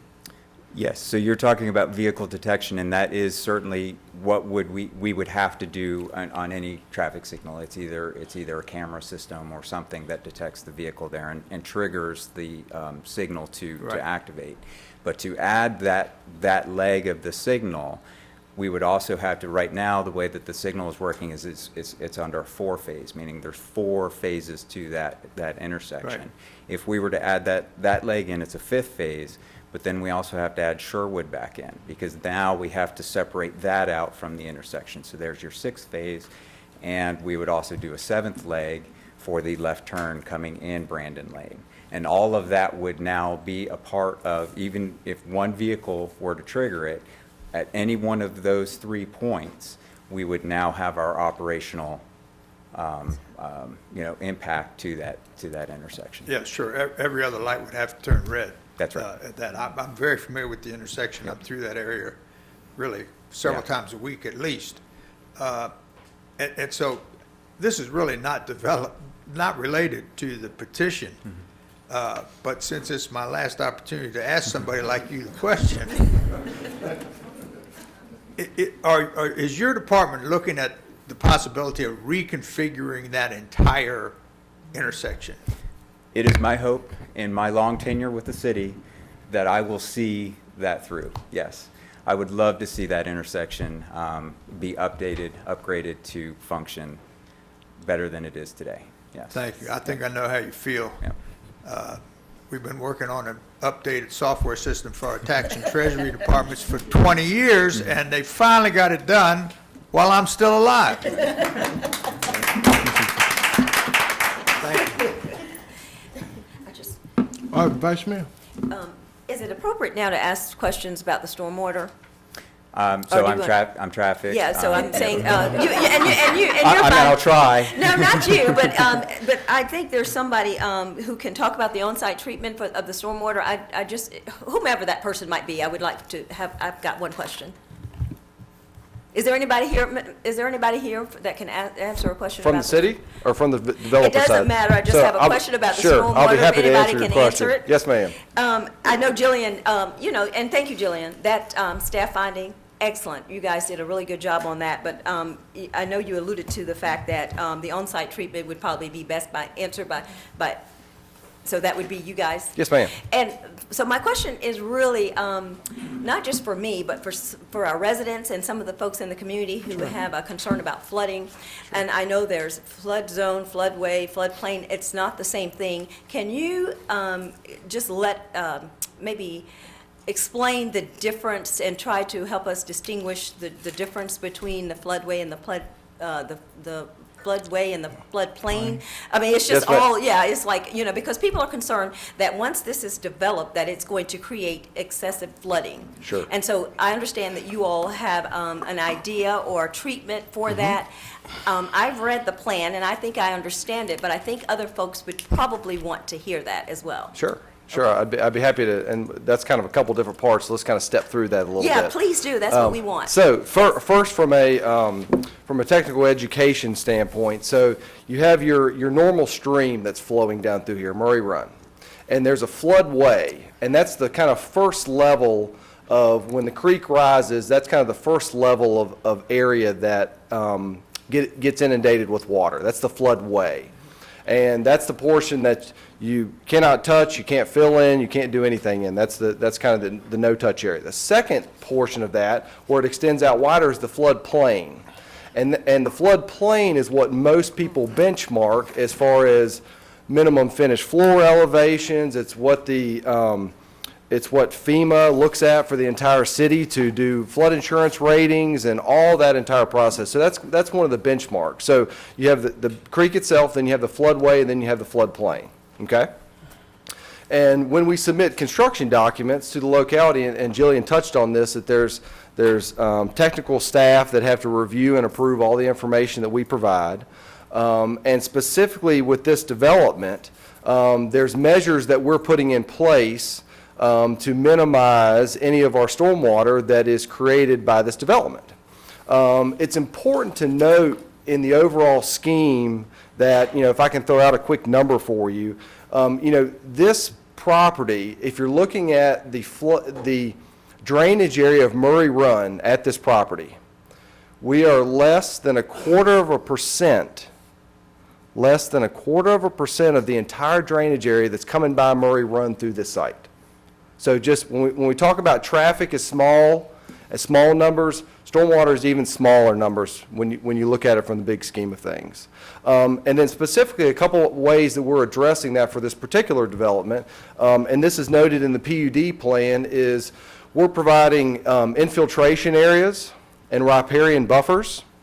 And the infiltration areas that are noted as part of the PUD, which is a binding development plan, is a linear stormwater installation, which fits the bill for this type of development because we're kind of skinny and long, both along the road frontage and along the creek.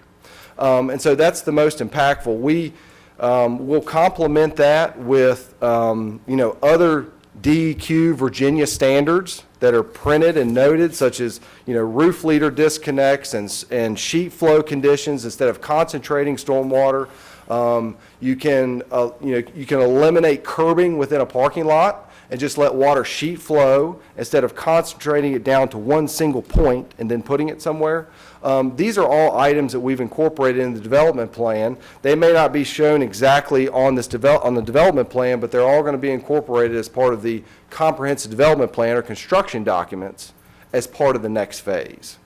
And so I hope that answers it kind of from an educational standpoint and from a site-specific standpoint. It's very helpful because we have access to this information, a lot of this information, but our residents and some of the people who are watching or parts of the community, they do not. And I think it's good for them to hear this information so that they will better understand what you all are trying to do. Thank you. Yes, ma'am. I appreciate it. Thank you, Mr. Mayor. All right, any more questions? Ms. Price? Thank you. I have a traffic question. Sure.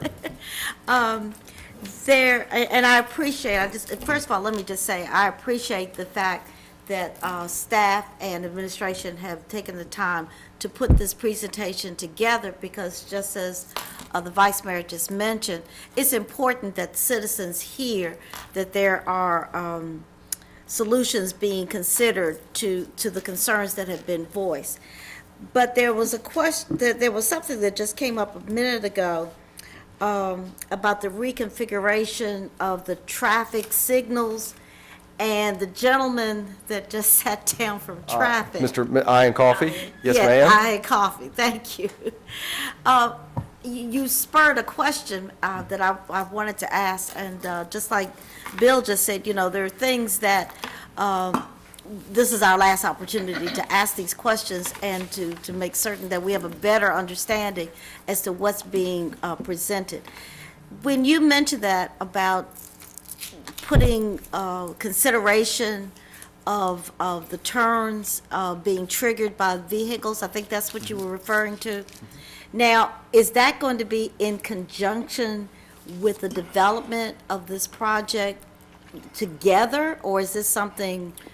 I guess I'm asking, what is the time frame and how does this work together? So there would not be a time frame on reconfiguring the Brandon intersection. I would love to say that that's happening, but there's a lot of work to be done. A lot of moving parts in order to make that happen. Absolutely. All right. I just wanted to make sure I was clear and that others were clear as well, that this is something that would be nice to have, I guess is the best way to place it. Exactly. Okay.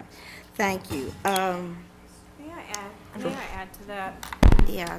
Just to hopefully complete the answer, as it relates to the city zoning code, we are only permitted to require right-of-way improvements that are deemed proportional to the development itself. So we really cannot sync those up in, I think, the manner Sure. that we would all hope and wish for. But we are only permitted or authorized to require right-of-way improvements that are proportional to what the activity generated by the development Gotcha. itself. Thank you for that clarification. Okay, thank you. All right, we're going to get to some citizens that signed up to speak in a minute. Thank you all for your presentation. And we have opened the public hearing. And Madam Clerk, can you advise us? Well, I don't need to know the number, but just call those who signed up to speak. You don't really want to know the number? I can tell you the number. We have 20 speakers.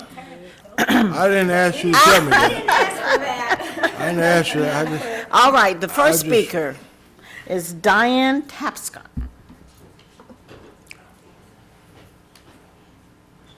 Three minutes each.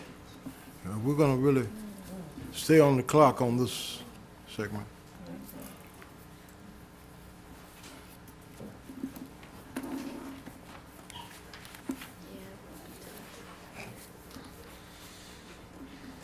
Could you give us the name and address for that? Where do you live? I'm actually Maria Garland, and my address is 923 Oakwood Boulevard. Oakwood Drive. I am reading this for Diana. She had planned to come and had this written to be spoken to you all, and she is ill, and so I'm taking her place as the reader, and I will read it as she wrote it. When I learned that R. Fralin and Associates planned to file their current proposal, I emailed them and asked for them to wait until they could meet with the neighborhoods. They never responded and filed before doing so. They reached out later that week on a Friday at a time slot before 5 p.m. Most people were working. The meeting was unproductive and brought more questions than answers. The next public meeting was actually set up by the president of the Wasena neighborhood, and again, it was not a productive meeting and no answers given. They could not even tell us that they planned to sell some of the townhouses, if they planned to sell some of the townhouses, or what the rent would be. What is different this time is that this proposal, they have never once said this offering would be affordable housing. It is my understanding that the council wants to see more affordable housing in the city of Roanoke. If these townhouses are similar to the ones built on the corner of Avonham Avenue and Dillard Road, we have heard that those rent for $3,200 a month. So this is a different proposal in regard to pricing. What else is different this time is the huge elephant in the room that nobody talks about. It is a historic move and has never been done in the history of the city. The main artery downtown is Main Street. It will be closed for 2 years or more for the building of the new Wasena Bridge. No current or past traffic studies are able to gauge what will bring more traffic and continual accidents to this area. Before a vote should be taken on rezoning, one would need information that is not available yet. The other subject that is different this time is that storms and the frequency of them is important in voting on this matter. Others that are more knowledgeable will speak to the difference this parcel of land makes to other homes downstream. So many species call zero branding home. I hope everyone in this chamber tonight will leave wiser about the gravity of our environmental predicament and our personal responsibility for it, but also intent on transformation of mind and heart that will impel us to repair the damage. We all know how much nature was revered by the great sages and prophets of the past. It is now up to Roanoke City Council to decide if they want to help a developer that brought this property for a song and stands to make a mint off it? Or does the council plan to join global neighbors that are protecting the green space and taking a firm stance on climate change? Thank you.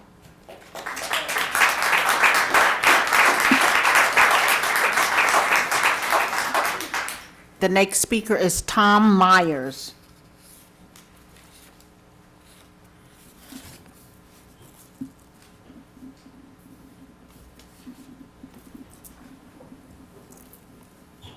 Happy holidays, everyone.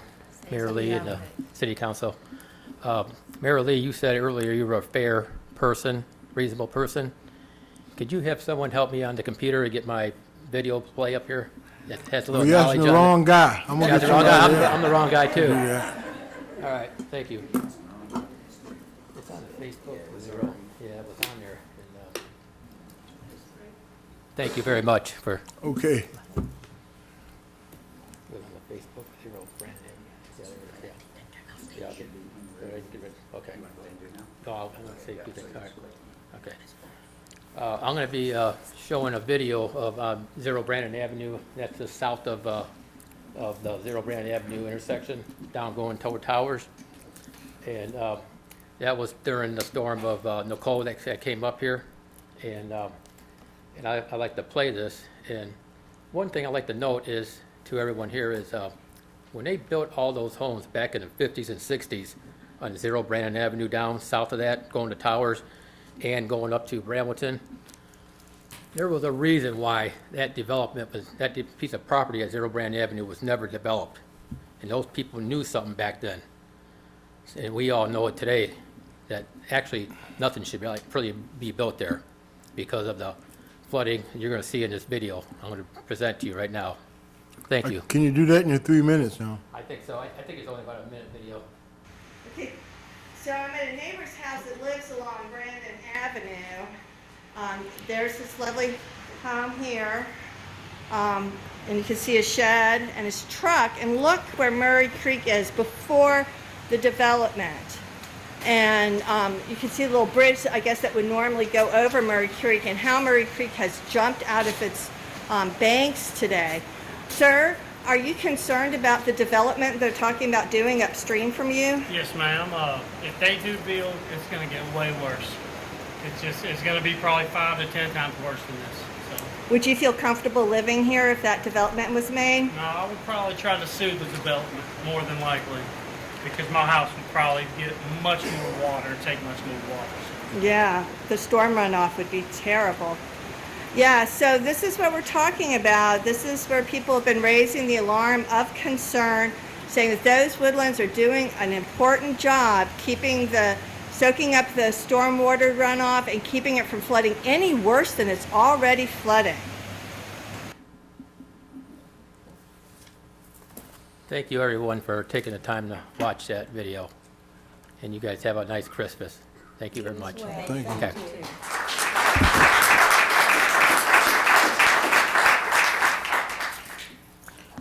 Annette Lewis.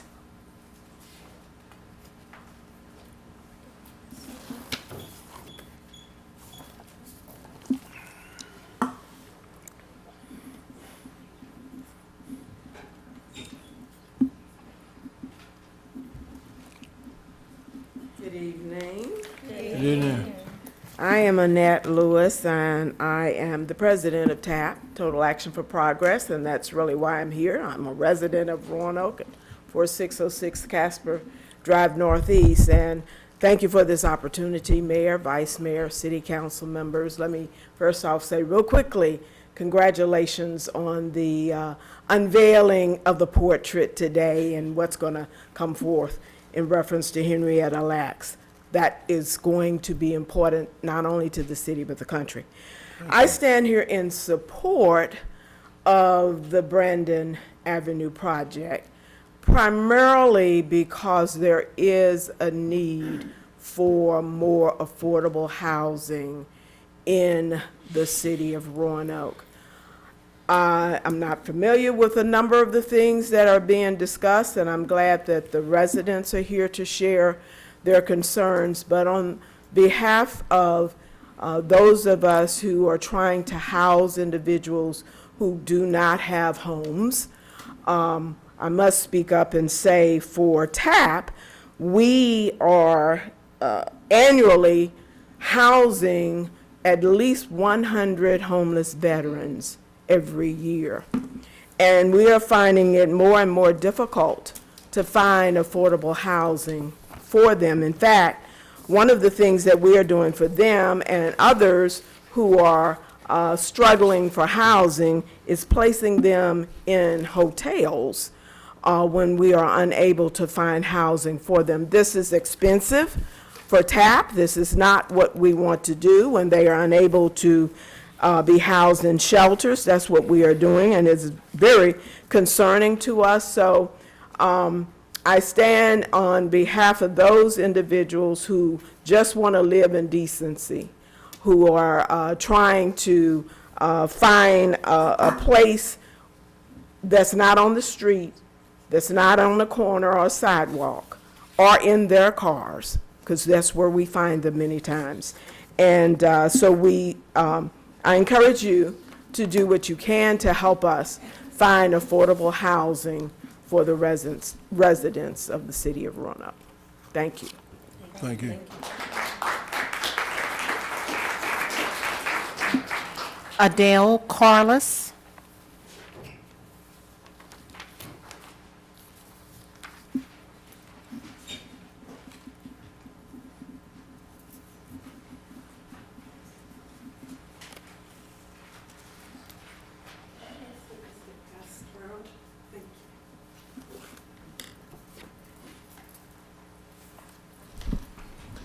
Good evening, Mayor Lee and all city council members. My name's Adele Carlos, and in 3 minutes, I will try to address the list of liabilities to the city and the distress to neighborhoods that this proposed development brings. Our petition has over 600 signatures of residents and business owners alike that are strongly opposed to the Fralin development. Regarding traffic on Brandon, the current traffic study cited by Fralin addresses volume and not safety concerns. You have my report entitled "The Impact of Brandon Avenue," demonstrating that 3% or 5 times as many Roanoke traffic accidents occur on Brandon Avenue alone compared to accidents that occur on Brambleton, a comparable street in the neighborhood. Since my testimony in 2021, pictures received from the community have been collected to document many new accidents.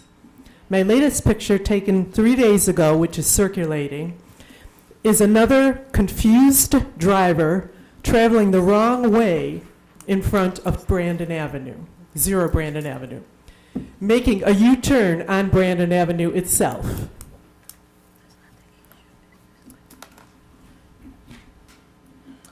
The plan restricts a left turn west out of the development.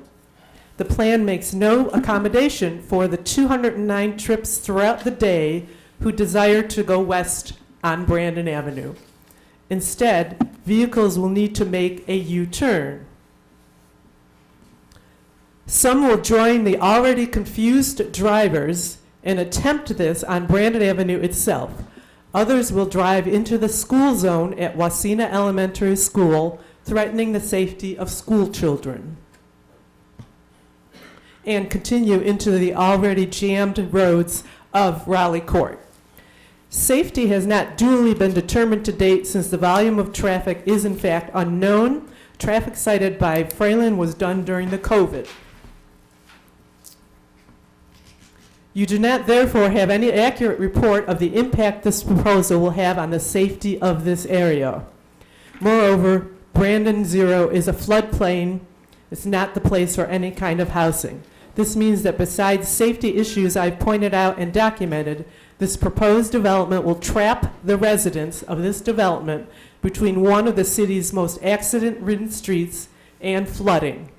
And children cannot always understand these boundaries. Thank you for your time. Thank you.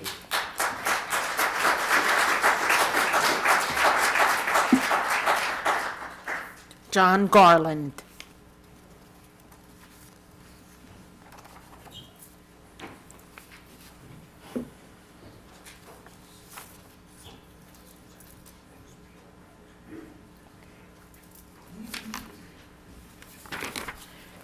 Good evening. It's a good evening to be here. I was glad to see all the awards before. I didn't know I was going to have that treat.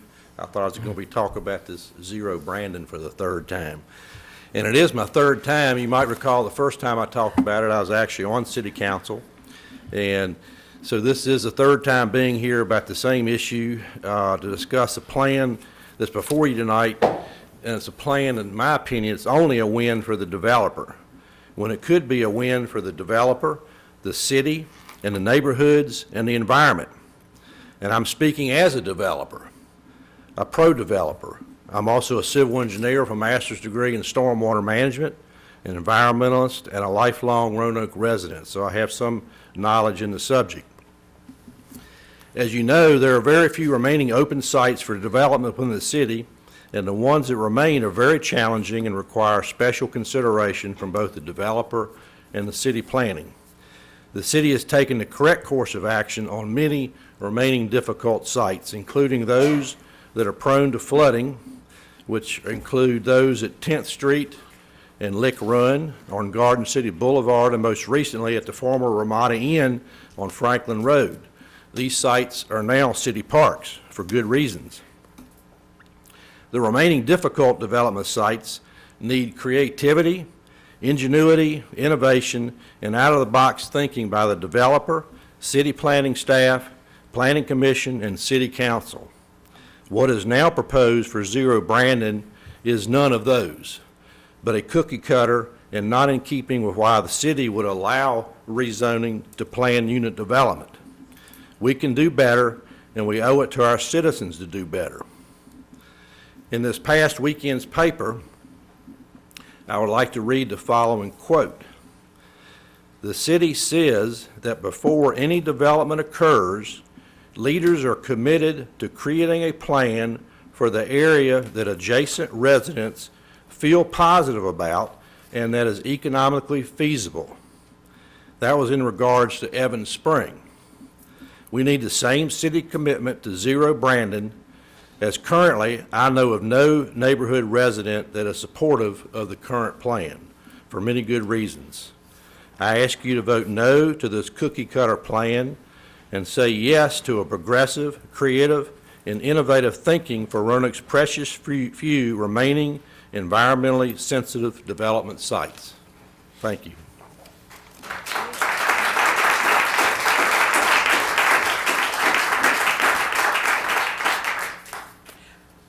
The next speaker, and I will call several speakers in order and just come up following the speaker that is speaking.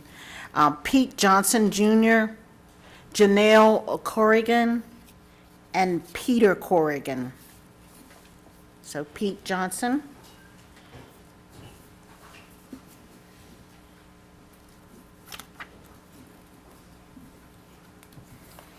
Thank you.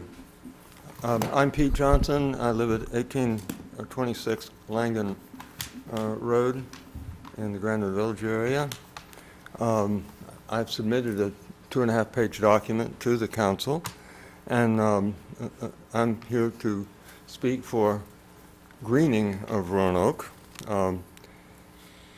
It was announced today that 200 nations have decided that by 2030, 30% of space will be set aside for green use. That's where we get our food and many other things.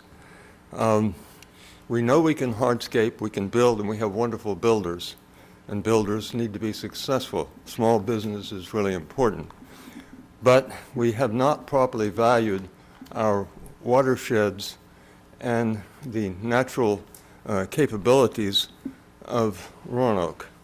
We have a good start on producing food. We have made some inroads in getting local food production up in the city and regionally, but it's not nearly enough.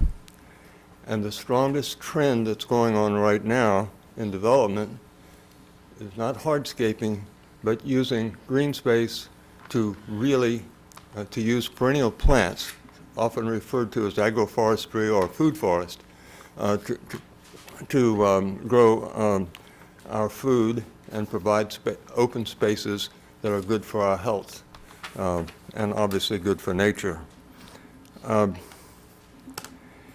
It's really a question of, do we want to achieve abundance? We cannot achieve abundance at the local level in our local neighborhoods without green spaces. In the past, commons served this purpose, and we've lost most of our commons in most places. So I think it's time to make sure now that we have our green spaces. There aren't any builders for building watersheds in our area. I know cities like Charlotte, for example, have run at about 6% green space. They spend, one report I happened to see in the 1990s was $100 million they were investing in opening spaces. The only green spots on the map in those old days when we used maps were golf courses.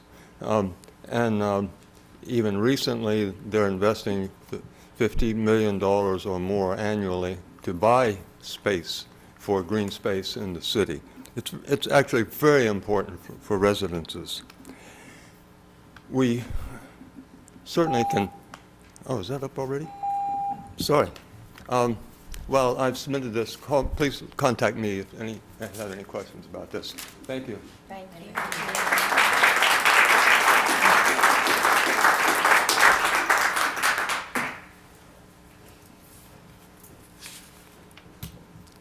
My wife, Janelle Corrigan, was scheduled to speak ahead of me, but she asked me to go first, and I always defer to her in the interest of marital harmony.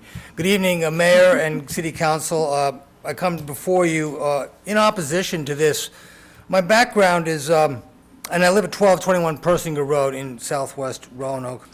I retired from the National Weather Service after 35 years in August 2020. My expertise was in extreme rainfall, flash flooding, and hydrology. I work currently for the Virginia Department of Emergency Management in the Flood Intelligence Unit. I am not here on behalf of VDEM, I want to make that clear, but I am very heavily involved in flood-related issues.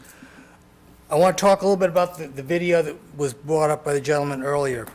When that event occurred, November 11th, 12th, Tropical Storm Nicole's remnants coming across the area, I did a little back-of-the-envelope calculation, did some research on the USGS website to figure out what kind of discharge we were getting from that event. Now, there's no gauge on Murray Run, but there is a model called the National Water Model, which is a huge project from NOAA that models the entire United States, thousands, actually millions of stream reaches across the United States. So the model discharge on Murray Run from that event was about 400 cubic feet per second. And that equates to, according to USGS statistics, about a 5-year flood event. In probability terms, that's about a 20% annual chance. The 100-year event is a 1% annual chance. The discharge from a 100-year event would be about 1,600 CFS, so about 4 to 5 times what we saw on November 11th and 12th. And you saw the flooding from November 11th, 12th. It was pretty bad, and I think a 100-year event would be a lot worse, obviously. And not only that, we've seen in very recent past numerous events that have exceeded even the 100-year event. Tennessee, Texas, North Carolina, Maryland, that could go on, have seen 1,000-year, quote-unquote, because it's statistical extrapolation that's not necessarily, it's tough to do probabilistically, but huge rainfall events and extreme flooding. The science is pretty clear here. We're going to get more flooding under the international IPCC, the International Panel on Climate Change. We're going to see more extreme rainfall. It seems pretty clear the science tells us that. And this project seems like a real step in the wrong direction in terms of that entire process.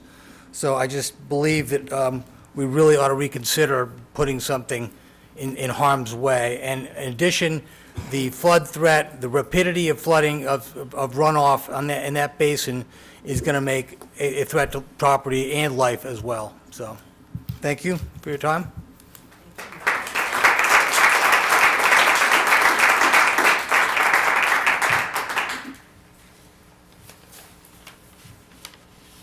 I'm Janelle Corrigan. Thank you for these few minutes. Unlike my husband, I don't deal with probability. A lot of what I've heard tonight has been conjecture. We think 4 people are going to need to make a right-hand turn or left-hand turn, and it may or may not rain. We don't know. But what we do know is that area is already a traffic nightmare. So I spoke today with a business owner. She's owns Bang.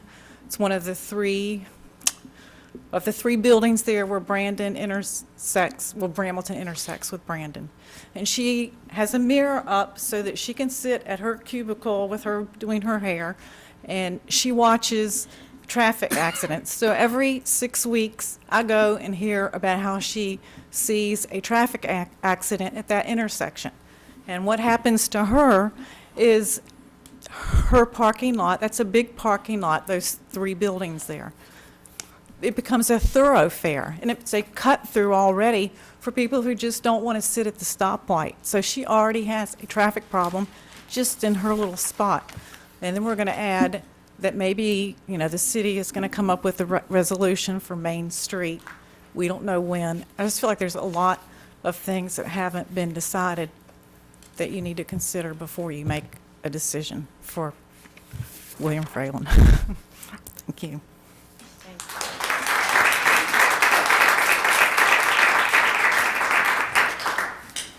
Barbara Dirk, Tony Wirt, and Joe Blackstock.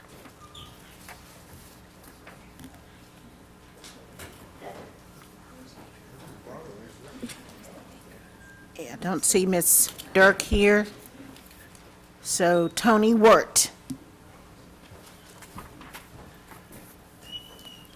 Hello, and thank you. I'm owner of One Earth Landscapes and One Earth Mulch on Brandon Avenue, and my business is, I've been in business for almost 40 years. I've been in the Raleigh Court, Grandin Court areas my whole adult life, which is about 40 years. I'm in support of this development, and aside from the obvious reasons of increased tax revenue, jobs during the development and the ongoing maintenance of this community, that intersection desperately needs to be upgraded. I go through there 4 or 5 times a day, either to go downtown, go to Towers, or to get on the interstate. That's my way to get there from my business that's located on Brandon, down at the Mudlick end. I own several rental properties in the area, and there is a desperate need for additional housing that's affordable. The increased cost of what used to be a 1,200 square foot home from $800-900 to now $1,500 to $2,000 a month is just insane. How do people afford that? So there has to be more housing. I've done work for Fralin for 12 years now. I believe in what they do it right. I trust that the city planners have this worked out, and I don't see there's going to be any problem with traffic. It may be an inconvenience to people for a while, but that's the case with any progress and growth. We just have to deal with it. That intersection just needs to be improved. We need the housing, and I trust that all the people who have the expertise in these areas have figured it all out. And I appreciate your time, and have a good night. Thank you.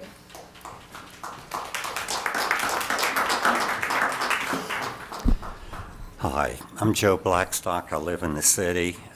I think this development that is proposed would add the needed additional housing for Roanoke City. If we want this city to grow and progress, we need more housing, and that's part of what this plan would do. It would provide some diversity in housing. It would go along with the planning program that you have for the city. The developer has already reduced the density of this property by 58% from the previous time that was tried to be rezoned. So it's making changes to accommodate the needs of the people and trying to make people feel okay with this. I know they're going to put a sidewalk in. It'll make it safer for pedestrians walking along Brandon Avenue, so that'll be a good thing. I know that there is concern about the traffic, and we've heard a lot of those, but the people that in the know, and not me, but the professional and the engineers, said that the traffic pattern increase would be minimal. It would not have a major impact on traffic. When you think about the number of cars that goes down Brandon every day, and you add the small amount in that development thrown in there, it is so minor to the total traffic that it really should not have a huge impact on how this place, how traffic is affected there. I know they've made turn lanes different. They're trying to do things to make people okay with this. Where I live, and I do live in the city, from my deck, I can toss a stone and hit several apartments from my deck, and I'm close by. We coexist with each other. We're compatible with each other. It's not a problem. And I think this development would turn out to be that same way. I think people would find out that it is compatible with what you have there. I think bringing this back, that it would provide needed housing for the city. It would provide diversity in housing. It would be part of this comprehensive plan that you have, provide tax revenue that we all can use, benefit us all, through not only just the property taxes, but the business tax on that too. So I see that as a very big plus for this. The zoning board has voted for this favorably 3 times, and I don't think they are wrong. I think they thought that this was a good plan. So I hope you look at this in a favorable way. I think it could be very positive for the city and help out in many of the needs that we have. So I sure hope you look at it that way. I appreciate your time and consideration. Thank you. Thank you. Maria Garland, John Langhammer, Helen Churchill Meredith.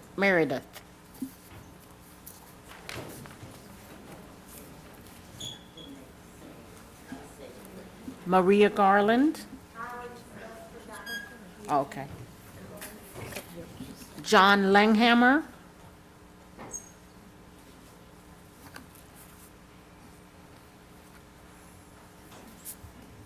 Good evening. I'm John Langhammer. I live in the neighborhood where the planned development is proposed. I'm in favor of it. I'm in favor of it for all the reasons that have been previously said and stated. Even your administration in the traffic and planning are for it as well, and I think for the right reasons. It does meet the intended plans of the city. But the main thing that I really look at is that it addresses the development of single housing that would create a massive traffic problem if it was to be developed as it is zoned now. You would be adding several individual driveways, and where the convergence of this traffic is, it would be a virtual nightmare for people to come in and out of their prospective entrances. And I think that the Fralin Development Company is solving this problem very nicely and also meeting the needs of housing for the city.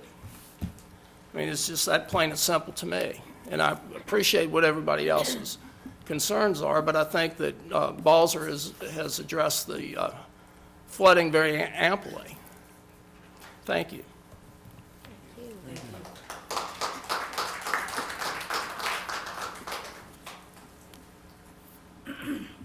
Good evening, Mayor Lee, Vice Mayor White Boyd, City Council members.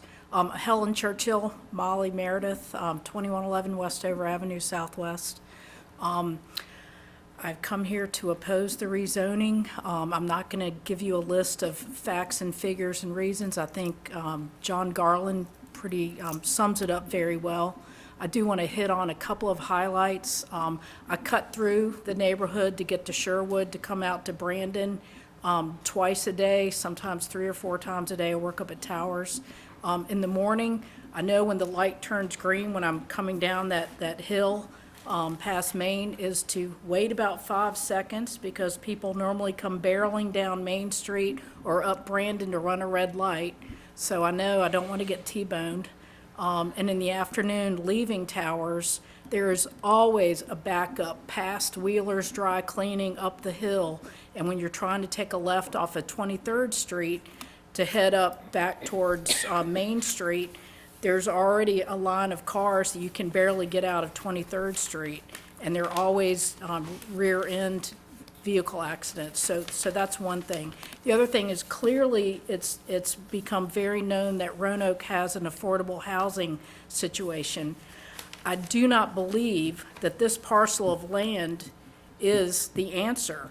There's a reason why it was never developed back in the 30s and the 40s and the 50s and the 60s and the 70s and the 80s. I mean, there's just really, I think it would be best served if we kept it natural, because once those trees are gone and the wildlife that lives there are gone, they're never coming back. I mean, that is it.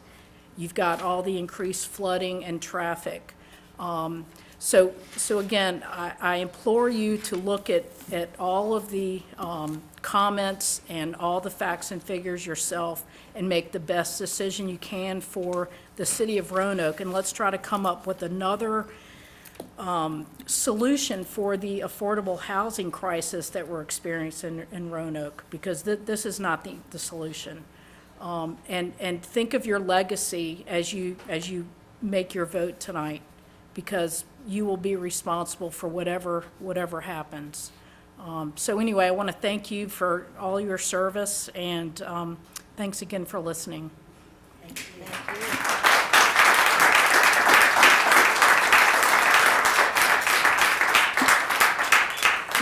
William Sweet, Evangeline Ritchie, Jackie Stanley.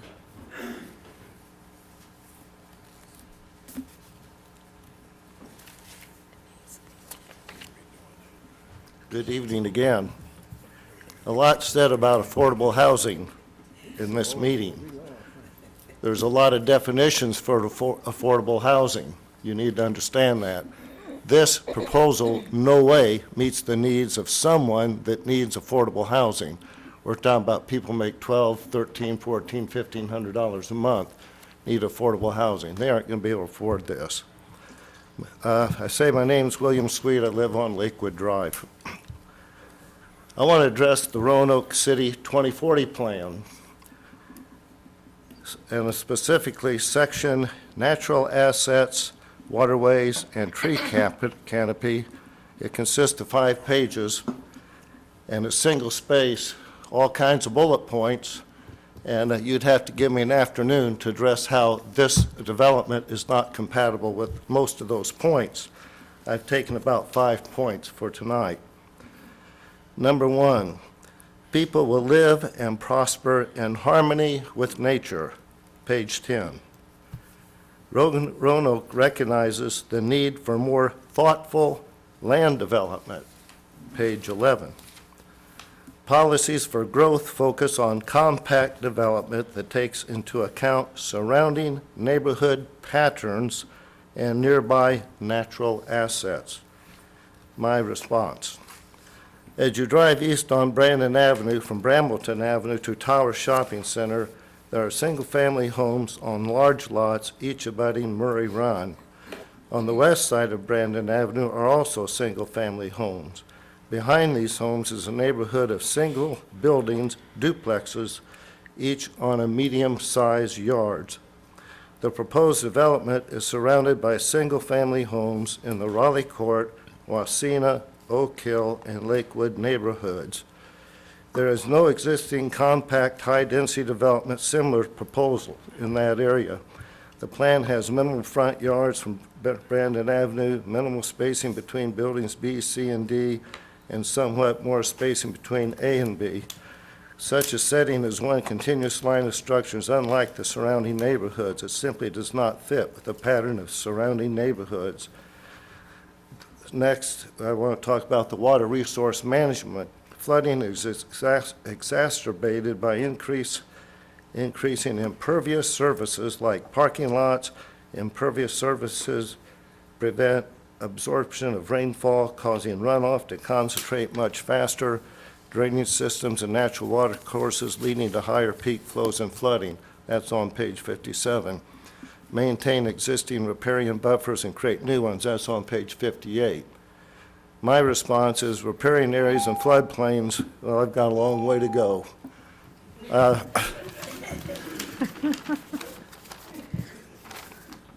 I'll sit down, but I have a long way to go.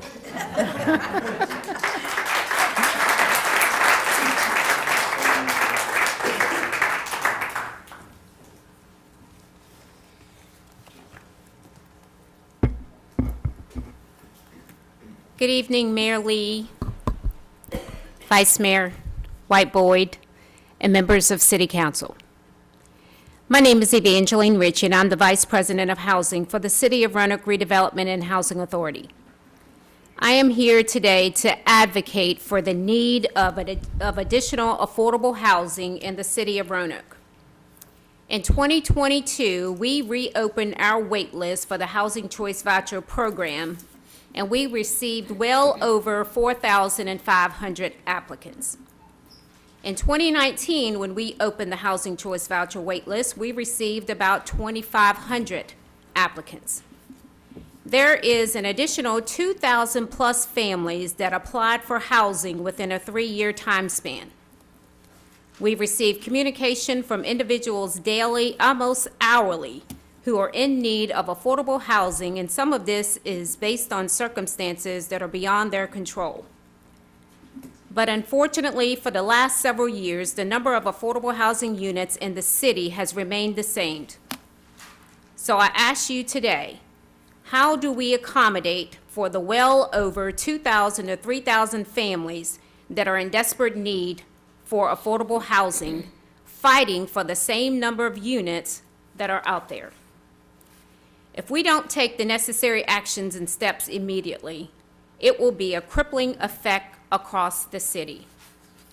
The populations that are most affected by the affordable housing crisis are single families, elderly families, and disabled families.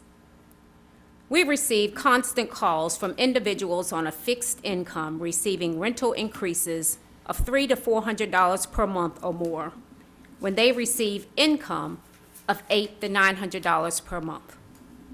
How do they survive? Some of these families have been required to forego their medication to pay rent, simply to have a roof over their heads. And how does the children who are affected continue to go to school to get the quality education they need and deserve to become productive in society when they are lacking one of the main necessities, which is shelter? The RRHA received approval today during our board meeting to build 2 additional affordable housing units within the Bluestone Park community. But this is only a stepping stone. We are in great need of additional housing in the city of Roanoke. If we don't add additional housing, we will need to add more shelters. Thank you.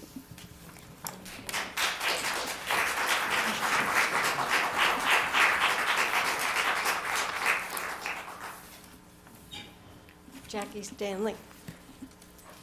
Please accept my sincere thanks for listening to area residents and rejecting this application twice before. I urge you to do so again. What doesn't show on Mr. Fralon's map is that 9 stoplights surround this small area in the lower left-hand corner where 3 busy streets converge. Brandon, Main going to and from downtown, and Sherwood in front of Wasena School, 1 block away. All drivers leaving 0 Brandon will have to turn right and enter Malfunction Junction. It's likely that one or more occupants of each of these townhomes will be morning, school, or work commuters. 29 or more drivers could be lined up trying to get out of this one exit to ease onto Brandon that's already crowded with people heading to Virginia Western, the hospital, the Riverside Complex, or businesses on Franklin. If some of these drivers want to go downtown, they're going to have to cross 2 lanes of traffic on Brandon in order to get to this stoplight and turn lane. Some of these 29 or more drivers might need to go in the opposite direction towards the high school or Salem. They're going to have to, with option 1, drive through the Kroger parking lot, gas station, and try to get on 23rd Street to get this light to go back to Brandon. Or they may try to drive across traffic on Brandon to go and turn around in Tropical Smoothie area. They still have to get back onto Brandon, 1 lane of traffic that's crowded, to go back towards Salem. If some of these 29 or more drivers want to go in the opposite direction, their second option is to cross 2 lanes of traffic on Brandon to get to this light and go on to Main Street. Once there, this is often stop-still traffic or steady traffic. They're going to turn left and go into the Wasena neighborhood. This is going to block cars behind them while they're waiting to turn and affect drivers who are coming on Brandon to turn onto Main Street. Not a good option either. Once inside the school zone, it's 15 miles per hour. They're going to be going around parked cars or people letting off children in the back. I'm about to run over the red light, just like people do in Malfunction Junction.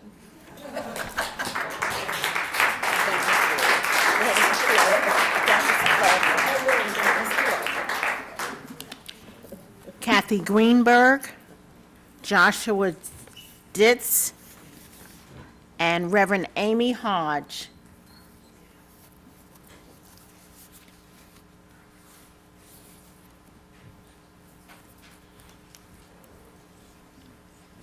Thank you. I'm here tonight to urge you to vote no on this proposal or to delay until the community has some answers on questions that we have been raising for the past 6 to 8 weeks. The first question is, what's the price of these units? We've not gotten that. I do think this will not qualify as affordable housing. The federal definition of affordable housing is no more than 30% of your monthly income should go towards housing and utilities.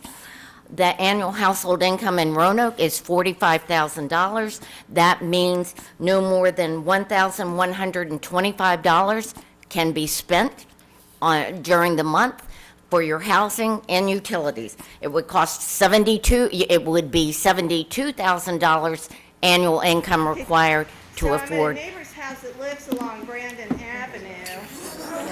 There's this I don't think I did that. All right, I was getting ready to hit you, grab on it.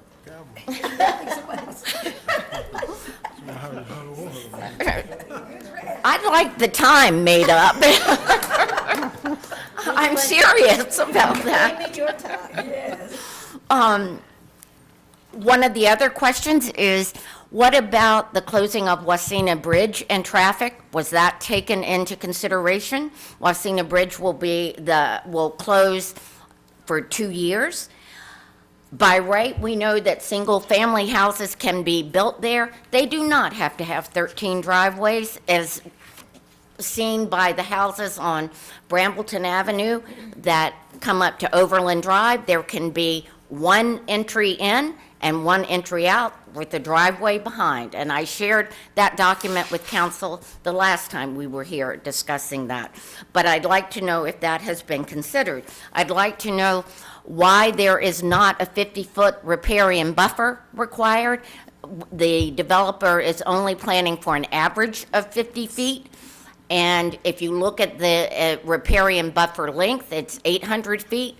300 feet of it is not 50 feet, which is almost 40% not being 50 feet wide. So I'd like to know the answer to that.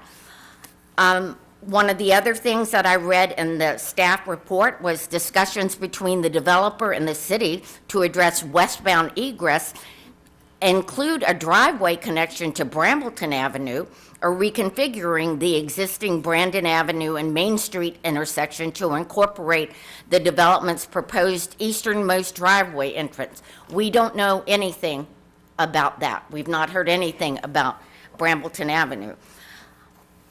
My friend John Garland tells me FEMA flooding guidelines, and I get to go a little bit longer, right?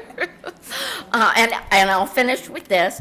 FEMA guidelines on small watersheds are questionable and not extremely accurate. The flooding you saw on November 11th is real, and as you all just did in your meeting this afternoon, you voted to take the Conservation and Recreation Community Flood Preparedness Fund Grant for resilience planning, and that's because the City Plan 2040 includes an action item for the city to adapt its approach to stormwater management to the changing climate. I urge you to give us an answer on what that might look like before you make a decision on this.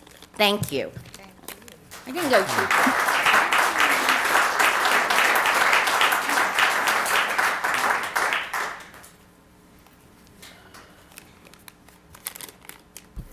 Good evening. My name is Joshua Dietz. I live in the neighborhood. I live about a block up from this development on Canterbury Road, and I'm here just to make a couple of observations. The first observation that I would make is that it occurred to me that the city recently spent about $4 million mitigating a flood issue just over the hill from this development area where the former Ramada Inn used to be. I would submit to you all, ladies and gentlemen, that it makes little sense to spend that kind of money mitigating a flood problem, only to turn around and approve a project like this, which has similar issues, if not worse issues, if you include the traffic matters. So I would ask you all to take note of that you shouldn't be spending that kind of money mitigating a flood project only to completely create another flood problem that another city council may have to deal with 40 or 50 years in the future. The second point I would like to make is that the Fralin Corporation has vacant land that they have available to build on in the North Point Apartments, which is on Peters Creek Road, and in the Colonial Green area, which is on Colonial Avenue. There's vacant land there that they have not developed, and so if there is an issue with affordable housing in the city, the Fralin Corporation has the ability right now to build on those parcels and probably make as many, if not more, townhomes than they're proposing here. And finally, ladies and gentlemen, what I would like to tell you all is that we've been here 2 times already on this, and I've asked you to oppose this 2 times previously. I'm asking you to oppose it again, and I would submit to you all that there's probably a great temptation on your part to approve something because Fralin has been persistent. They've made changes. They've come back time and again and said, we'll do it differently. Please just approve something. But I would submit to you, ladies and gentlemen, that it is not a failure to say no. You may think or may feel like you should say yes to this, but it is not a failure to say no to this. This property is zoned residential. That is what the neighborhood wants it to remain. If Mr. Fralin wants to build houses there, fine, that's great, but we would ask, ladies and gentlemen, that you not approve a rezoning for this kind of development. Thank you.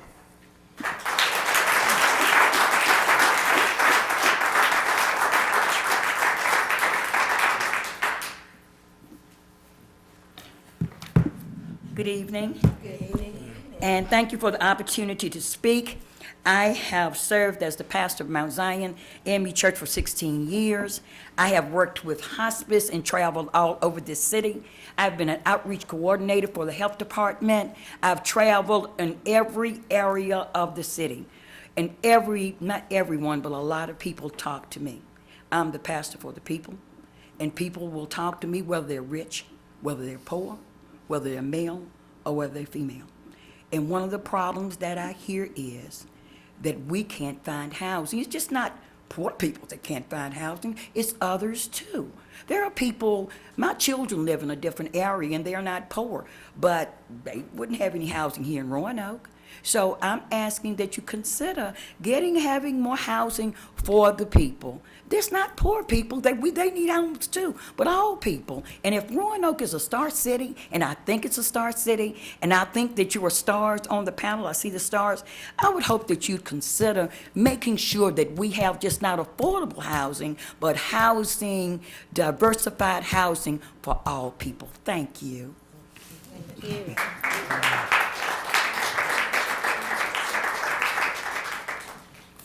And that was the last speaker. Okay, thank you. And thank all of the speakers that have come forward. And with that, I'm going to close the public hearing and now ask my colleagues on council for their thoughts and comments or questions.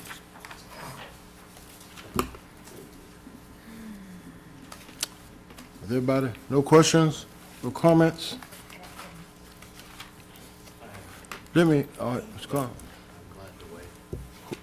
Somebody, wow. Well, just a quick comment. I want to thank all the speakers for tonight, and certainly we've heard pros and cons on both sides of this issue.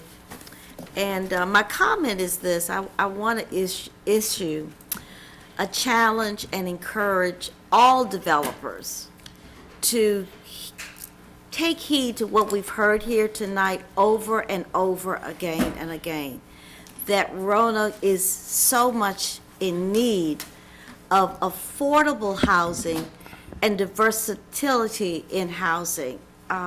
Reverend Amy said it very well. Affordability is something that we need to keep in mind.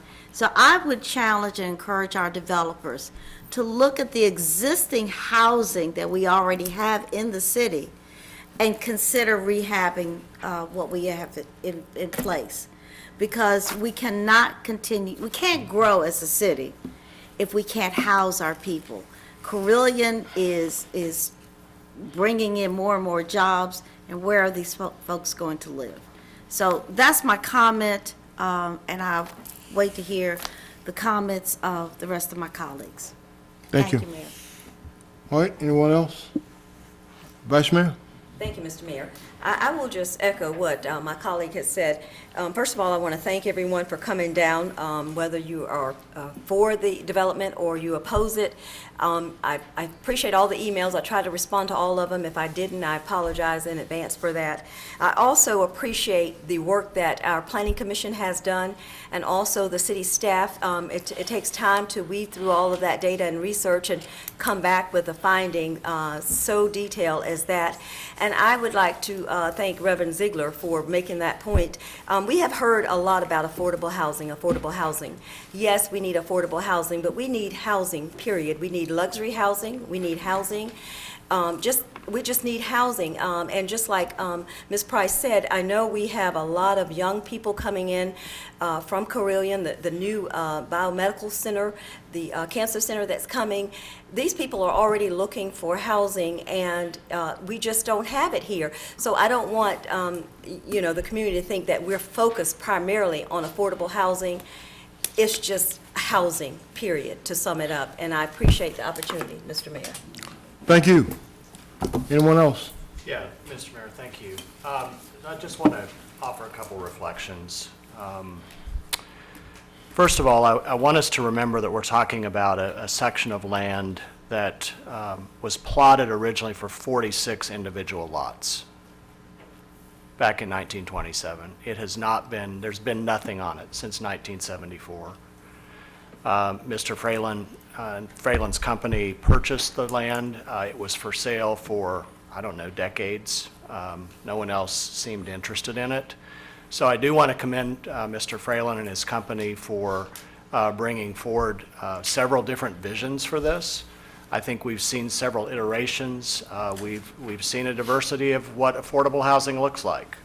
We could argue that townhomes are not as affordable as the last plan that he brought to us, which had a lot more density in terms of properties, but the price point was $900. Townhomes are going to be a higher price than that, most likely. We've heard several speakers tonight talk about that range of diverse affordable housing, and Roanoke needs that. Now, I can pretty well imagine that people who are on the waiting list for the Housing Authority will not likely be able to afford these townhomes.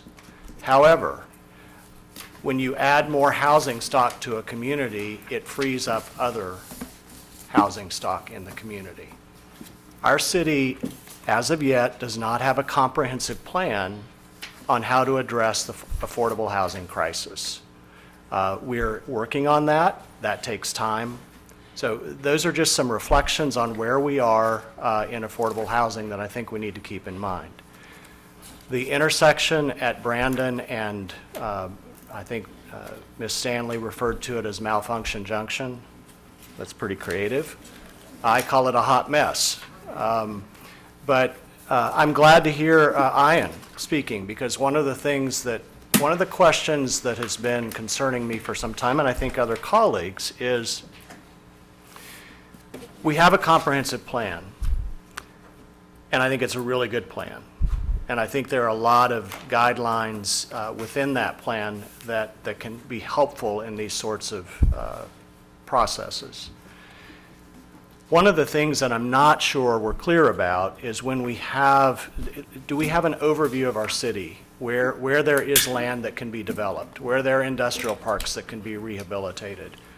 What is the environmental impact? What is the traffic impact?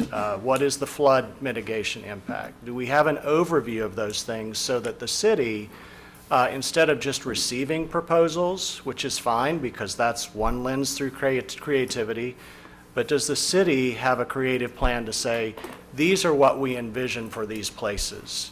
And so we can then reach out to developers to say, this is what we're looking for. This is what we need. And I don't think we have that.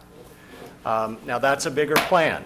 And I'm not saying that that's something we need to have in place before we approve or reject a proposal like this. But I think we need to get there.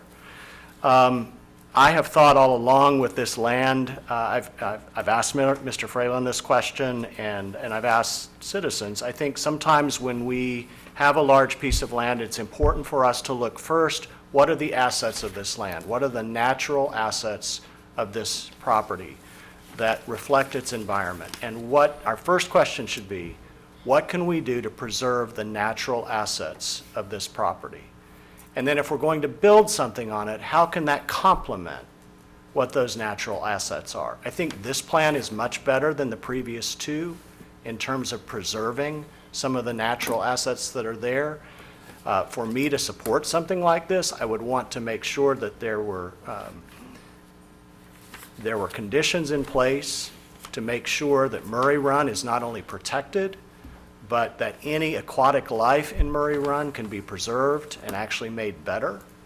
I am concerned because I don't understand the difference between an average riparian buffer and the 50-foot riparian buffer and how that affects everything in terms of plantings and vegetation. And I am concerned about flooding. I know that we have a lot of properties, all of the properties by River's Edge are in the floodplain. And so adjustments have been made to build those properties up to adapt to that. We do need new housing. I've said that before. The missing middle is important. The traffic situation there is not going to change anytime soon. We've tried to make adjustments to that, and we all have different perspectives on it. To penalize the developer who wants to build there because of all of the traffic issues there, I don't think that's fair. I think they've made a variety of possibilities to address the challenges there, the ingress and the egress, so I think that's important for us to consider. I think those are just the points I wanted to make, and I appreciate the time to share those reflections, Mr. Mayor. Thank you. All right, if there are no further comments, I just want to say that it's clear, and I hope it's been made clear, and I think it has been, that Roanoke has a desperate need for new housing. I'm going to take the label off of it, for it to be affordable. Of course, there is affordable need for affordable housing, but housing, period. We're growing tremendously in this city. Caribbean, they're bringing citizens, professionals, doctors, students from medical school into the community. So there is a need, and a need pretty much in that area that Mr. Fralin has outlined. We need the tax revenue. I think this plan will give people an opportunity for jobs. That's important. And we've had a planning commission that has seen this or have worked with this proposal, and it's changed 3 times. I think each time they have supported it. We asked them to look at marijuana, to look at the buffering factors. We asked them, because that's why they're on the planning commission, to do the due diligence on those things. We've asked staff to come back, our engineers and traffic staff, to come back and share with us their concerns, and can this work? Can this work? It's just not something we're just deciding to look at each time. We've had our people who we hire and appoint to make those critical decisions for us, to help us make the decisions that need to be made. So I think it's important, but I think it's been said best here tonight that we're facing pretty much a housing crisis in this city, and somehow we've got to start working somewhere to build that up. And so with that, I'm going to support this plan, and I think if there are no further comments, then I'm going to ask the clerk to go ahead and call the roll. Mr. Bestfitch? Aye. Mr. Cobb? No. Ms. Moon Reynolds? No. Ms. Price? Aye. Ms. Sanchez Jones? Aye. Vice Mayor White Boyd? Aye. And Mayor Lee? Aye. Thank you, and the ayes have it. Thank you.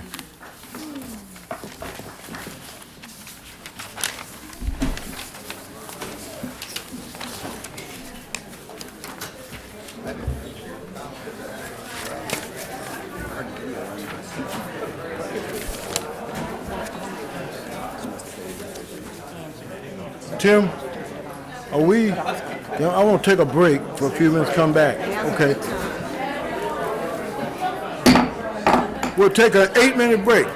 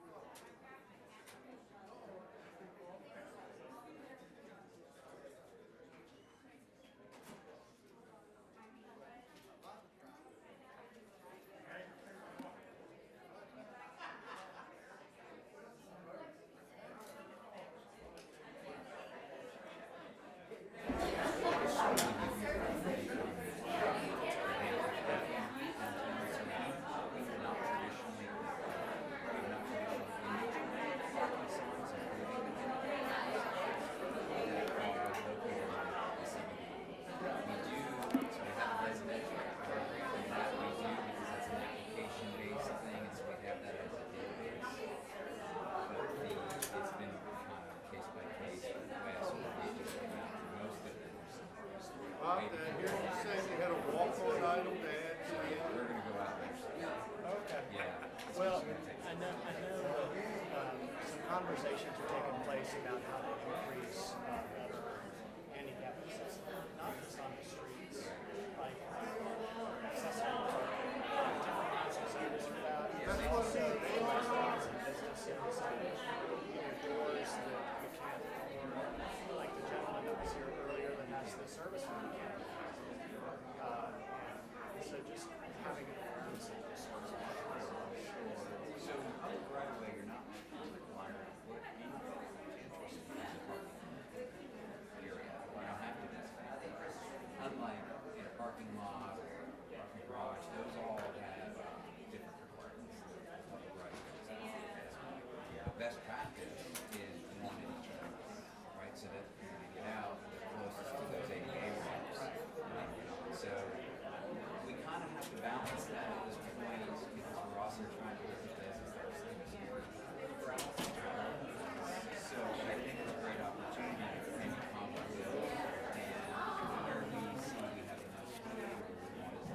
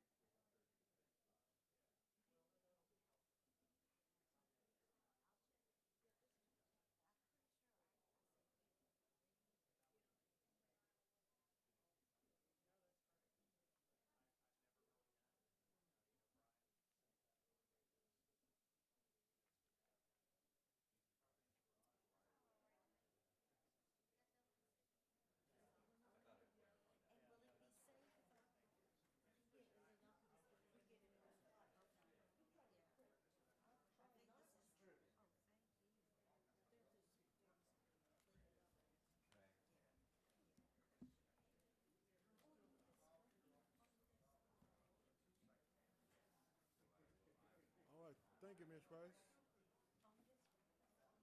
Thank you, Ms. Y'all are better. I don't need anything to eat. I don't need any chocolate or anything. Well, actually, Jill made some. Oh, okay, that's what I mean. I didn't know what the green stuff before I come here. Yeah, green beans, yeah. And I wasn't sure what the green beans were. That's fine. That's fine. Today, right, right, that's fine. But I was, that's what I was trying to know. Okay, once you find out, so I know you're going to. That's what I was, that was fine. Right, that's fine. And I will. Yeah, thank you.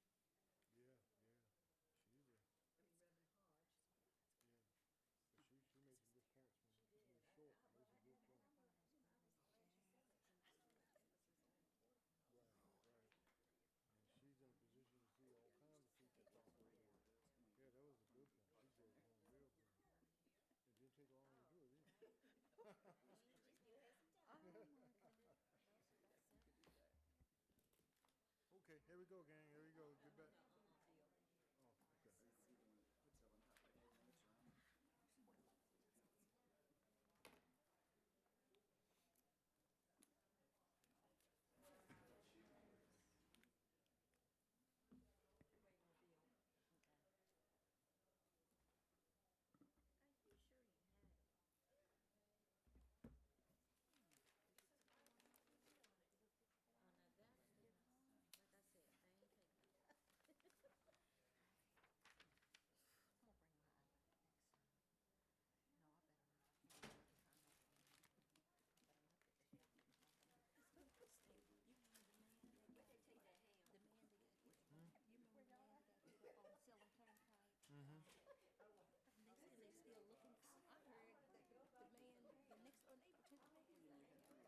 Did, Right here, it says that, the police department has said that they're still looking for him. They're still doing an investigation, trying to find the person. But I heard that the man was identified. yeah, I heard the same thing. And then I'm reading right here, they're saying he is. They So all I guess they came up with the news. Said Oh. it was the neighbor that turned him in. Mm-hmm. Yeah, you heard the same. Yeah. Hey, you want your news, get it in the street. Right, that's where you get it. You get who, what, when, everything in the street. We don't know nothing, man, until we... My son called. And I ended up sending him to Columbus and said, what's up with him? He hadn't heard yet. Don't let it be Saturday night. I go to church Sunday. Oh, And I think about it. Soon as you get, before you get to Yes, sir, they know it, man. What y'all gonna do about this? Do about what? Well, shooting down there. you didn't have to shoot him. And I go, no, I It haven't. happens all the time. All the time, and I go, and they just look at me and say, no, and I go, no. All they do is get us. When I look at my phone, you know, he got some claims. We talked a lot about that even when we had this situation before Clarence took over. I remember when Brian. Yeah, Brian, he got a little attitude. It was, oh, Mike, oh. I should have remembered that. That was cool. Yeah. When you brought it up.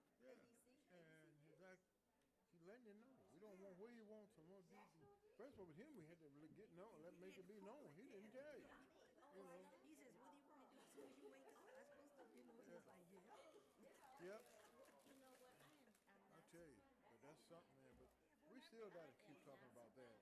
We need to get details, and the police chief can send that. She can send something up. Why does the guy to come to the... That's what I'm saying. What did you have to do? They got a communication person. She should be able to throw that out.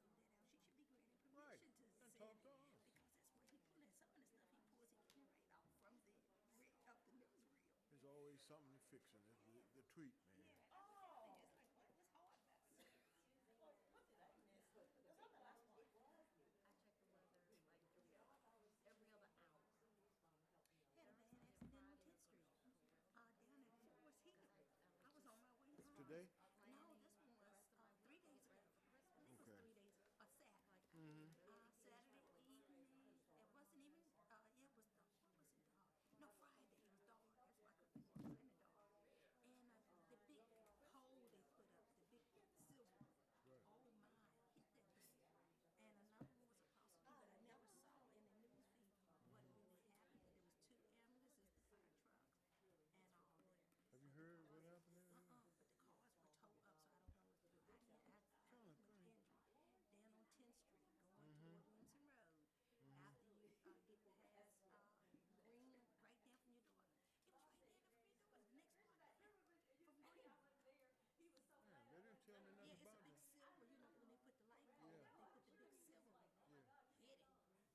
And you know that don't move, that's concrete. Was it rest? Mayor, here we go. All right. Sorry, you got into a conversation. Well, thank you. You lost my weight too. Look nice though.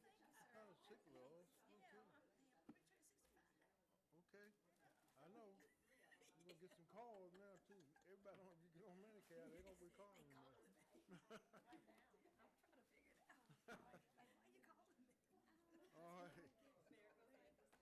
Okay. All right. I did not say, but it was very obvious that the ordinance passed. No, is that no? Yeah, the ordinance passed. Yes, sir. All right, we're now down to item number 3. Am I correct, Madam Clerk? That's correct. Okay. Sale of property located at Old Portland Avenue Northwest, also known as official tax map number 6410118. Robert S. Cowell Jr. is the city manager, the spokesperson here, and there's one measure, an ordinance. Move the ordinance. Second. All right, I'll ask the clerk to please read the title paragraph. An ordinance authorizing the city manager or his designee to execute the necessary documents providing for the conveyance of real property owned by the city of Roanoke, located at 0 Portland Road Northwest, bearing official tax map number 6410118 to Ure Tarna Rodriguez, upon certain terms and conditions, and dispensing with the second reading of this ordinance by title. All right, I'm going to recognize the city manager for any comments he may have on this item. Nothing to add beyond what's already in the report, but happy to answer any questions that you might have. Okay, thank you. All right, I'm going to open the public hearing. And Madam Clerk, are there any people signed up to speak? No, sir. All right, well, with that being said, then I'm going to close the public hearing and ask my council colleagues, are there any comments or questions that they may have? Hearing none, I feel, Madam Clerk, we can call for the vote. Mr. Bestfitch. Aye. Mr. Cobb. Aye. Ms. Moon Reynolds. Aye. Ms. Price. Aye. Ms. Sanchez Jones. Vice Mayor White Boyd. Aye. And Mayor Lee. Aye, and the ordinance passes. Thank you. All right, we're now down to item 16, which is hearing of citizens upon public matters. City Council sets this time as a priority for citizens to be heard. If deemed appropriate, matters will be referred to the city manager for a response, a recommendation, or report to council. Madam Clerk, are there any people signed up? Yes, sir, it is. Thank you. Can you call them in the order that they signed up? Yes, I will. Ashley Curtis, and following her would be Sharon Fritz. All right. Thank you for sitting through the session tonight. Thank you. All right. Okay, hi, my name is Ashley Curtis, and I'm here to talk about our bus system. So as a nation, transit systems are in crisis, and unfortunately, this holds true for the city of Roanoke. And as I am hoping we all believe, a great city deserves great transit.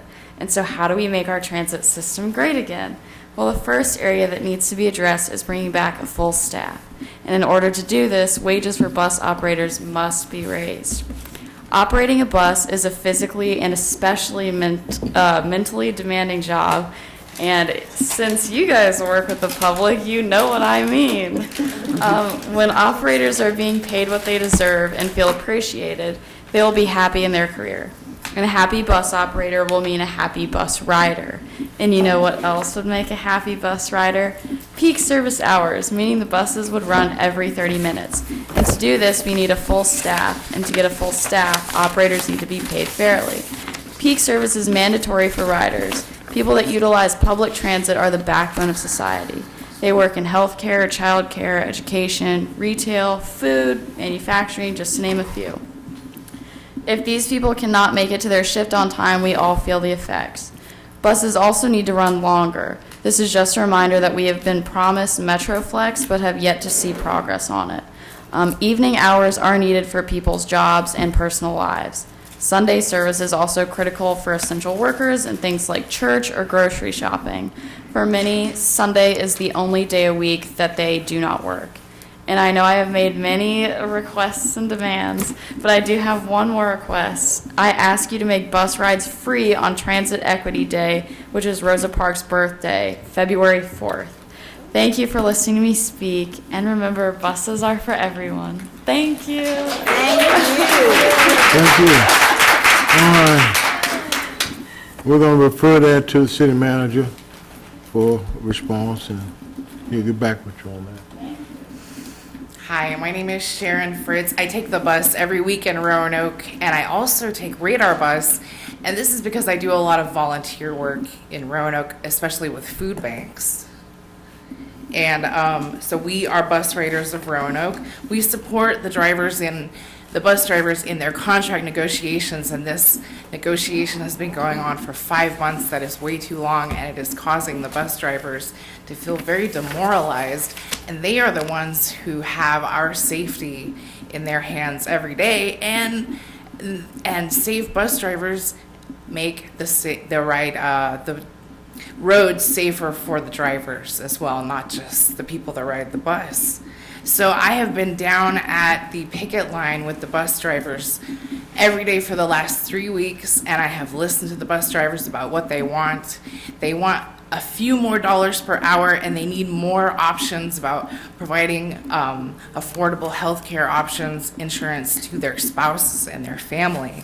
So if we can give them a dignified living wage, then we can also fill a big problem, which is we need to hire 25 new drivers at this time. Our current drivers are overworked, and they're having to work a lot of overtime, which is not safe for them, the cars on the road, or the people on the bus. So the Bus Riders of Roanoke group, we meet the first Thursday of every month at the Gainsborough Library at 5:30 p.m. And everyone here and everyone who's listening to me is welcome to join us there. First Thursday of every month at the Gainsborough Library. And you can also find us on Facebook at Bus Riders of Roanoke. The thing that we would really like is to return peak service so that we can have 2 buses running every hour on every route, and that will allow people to get to work on time and not have to wait so long for a bus. And also, we would like buses on Sunday, because Sunday is not a stay-at-home day for anybody. We want to get to church, and after church, we want to go to a restaurant, to Starbucks. The essential workers who ride the bus are cleaning our hotel rooms, they're cleaning our hospital rooms, they're working in restaurants, places we want to go after church. And church is so important to so many people here, and they're demoralized because they can't get to church on Sunday. I know so many people who want to have a spiritual life, but they can't because they can't get a ride to church, even when it's a church that they've been at, because the people there just can't give them a ride for as many people as want to go. So we have got to get buses running on Sundays. So the Bus Riders of Roanoke is going to keep on working on this. We have no end date. We're going to keep on bringing this issue to you every month until we can get the bus drivers, a fair and living wage. And buses are for everyone. Thank you so much. See you next month.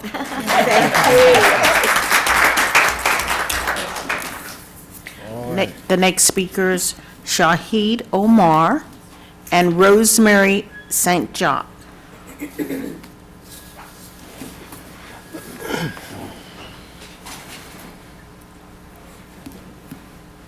evening, Council. Good evening. I'm here tonight to speak on gun violence. And Mr. Cobbs, I heard you use the word comprehensive plan. And all night long, you're the only person to talk about that. You're the only person to use that word. I've been here 3 hours, and nobody used that word but you. And you also the person who's in charge of this gun violence program that the city is supposed to be running. I have not heard or read a comprehensive gun violence plan for the city of Roanoke. And one of the reasons why I haven't heard or read anything is because nobody is approaching this from a scientific position. The first question the council should be asking themselves, you should be asking yourselves, where are the guns coming from? First question. And how we develop a comprehensive plan. My proposal, and I ain't asked for a dime because this proposal was written before any money came available. So I ain't asked for no money, don't need no money for this in this situation. I do need some money though, but not in this situation. So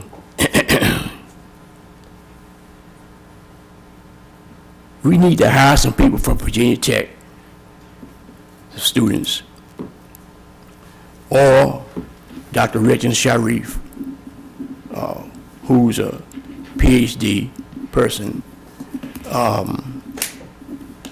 and a scientist that can develop a plan or consult with somebody to develop a plan, a scientific plan, not just visuals, church meetings. I know it hurts parents when somebody dies. We'll talk about that. But we got to do more than that. We got to come together as scientists and approach this gun violence thing from a scientific position. If you don't know what I'm talking about, go look up the word scientist in the dictionary. But I believe all you know. I don't think nobody on the council don't know what scientific means. And I think if we deal with this problem, we have to deal with it from a scientific level. Why am I here now? If you read the paper, the last gunshots violence was on Chapman Avenue. I live at 1430 Chapman. I heard the sound. I heard the guns go off. Pop, pop, pop, pop, pop, pop. I heard the guns go off. My daughter lived with me and my granddaughter lived with me. And they ran to my room where I was. So that's what we need to do. Read my proposal, okay? Thank you. Thank you. Thank you.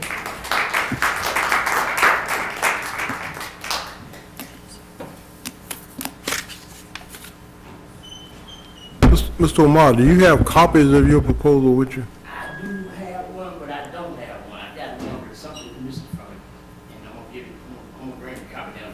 All right, we'll get copies in if you give it to her. We'll get copies. Thank you. Yes, ma'am. Welcome. Hi, it's nice to meet you, Mary Leah, and hello, council. My name's Rosemary St. Jakes, and I was learning a little bit about the history of Roanoke and why we became called the Big Lick. I thought it had to do with deer licking salt or something, but apparently a lick is a stream that is created by a spring. And so in downtown Roanoke, it is a big lick because there are 5 or 6 different springs meeting there. We've got Crystal Spring meeting there. We've got the spring at 10th and Mormon meeting there. We've got the spring at Elmwood Park that's under the amphitheater meeting there. We've got the spring under the Ponce de Leon building that's meeting there. And there's one other spring that's meeting there, but it's not under anything and we can see it. It's called Evans Spring, and it's in Northwest off Cove Road in the back of a neighborhood. And when I found out about it, and I found out that Roanoke was the most luxurious place to live in the world, where Fiji water just comes up out of the ground, I got excited, and I went by to see Evans Spring, and I saw all the animals that it was harboring, and all the deer, and all the birds that flew away when I went in there. And then I met all the people in the neighborhood, and I learned of the generations that have been there. And I saw the safe and clean neighborhood that they have. And I feel fear for that neighborhood with development. I feel fear for the animals. And I feel fear for the water that could be put in one of those bottles and sold there. It's so clean. And I'm asking you, may you help us to save not only this neighborhood, but this natural spring water? Will you help us to preserve that and give it to future generations? And also help us save the neighborhoods around it so that they don't flood. Thank you. Thank you, Mary. Thank you. Thank you.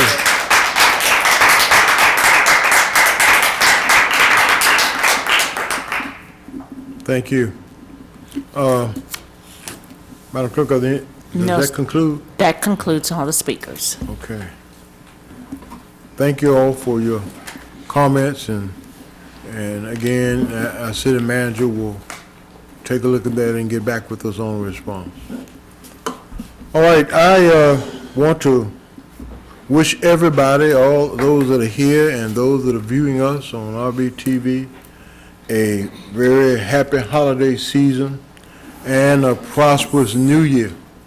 Thank you all for all your work, and I'm glad to see there's some smiles on some of the city employees today. They finally smiling after that. But thank you all, and let me wish Councilman Best Pitch and Councilwoman Price the best as they go off of council for the night. But thank you all sincerely from my heart for what you've done and the years you served and the sacrifices you made to do that. And we wish you the very best and Godspeed as you go forth. All right? I just have one comment, Mr. Mayor. All right, Mr. Vice Mayor. Before we leave today. Oh, this is your last day. Yeah, this is my last day, so you recognize Vice Mayor-elect, Mr. Carr. And I didn't have to change your thing because nothing has changed. Passing the baton to you, my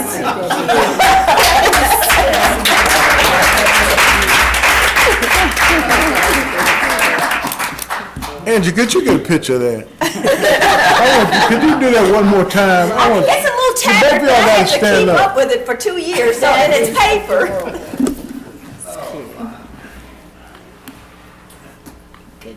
All right, great. Best of luck to you, Okay, if no further comments, anything? Merry Christmas to all. There being no further business, council is adjourned.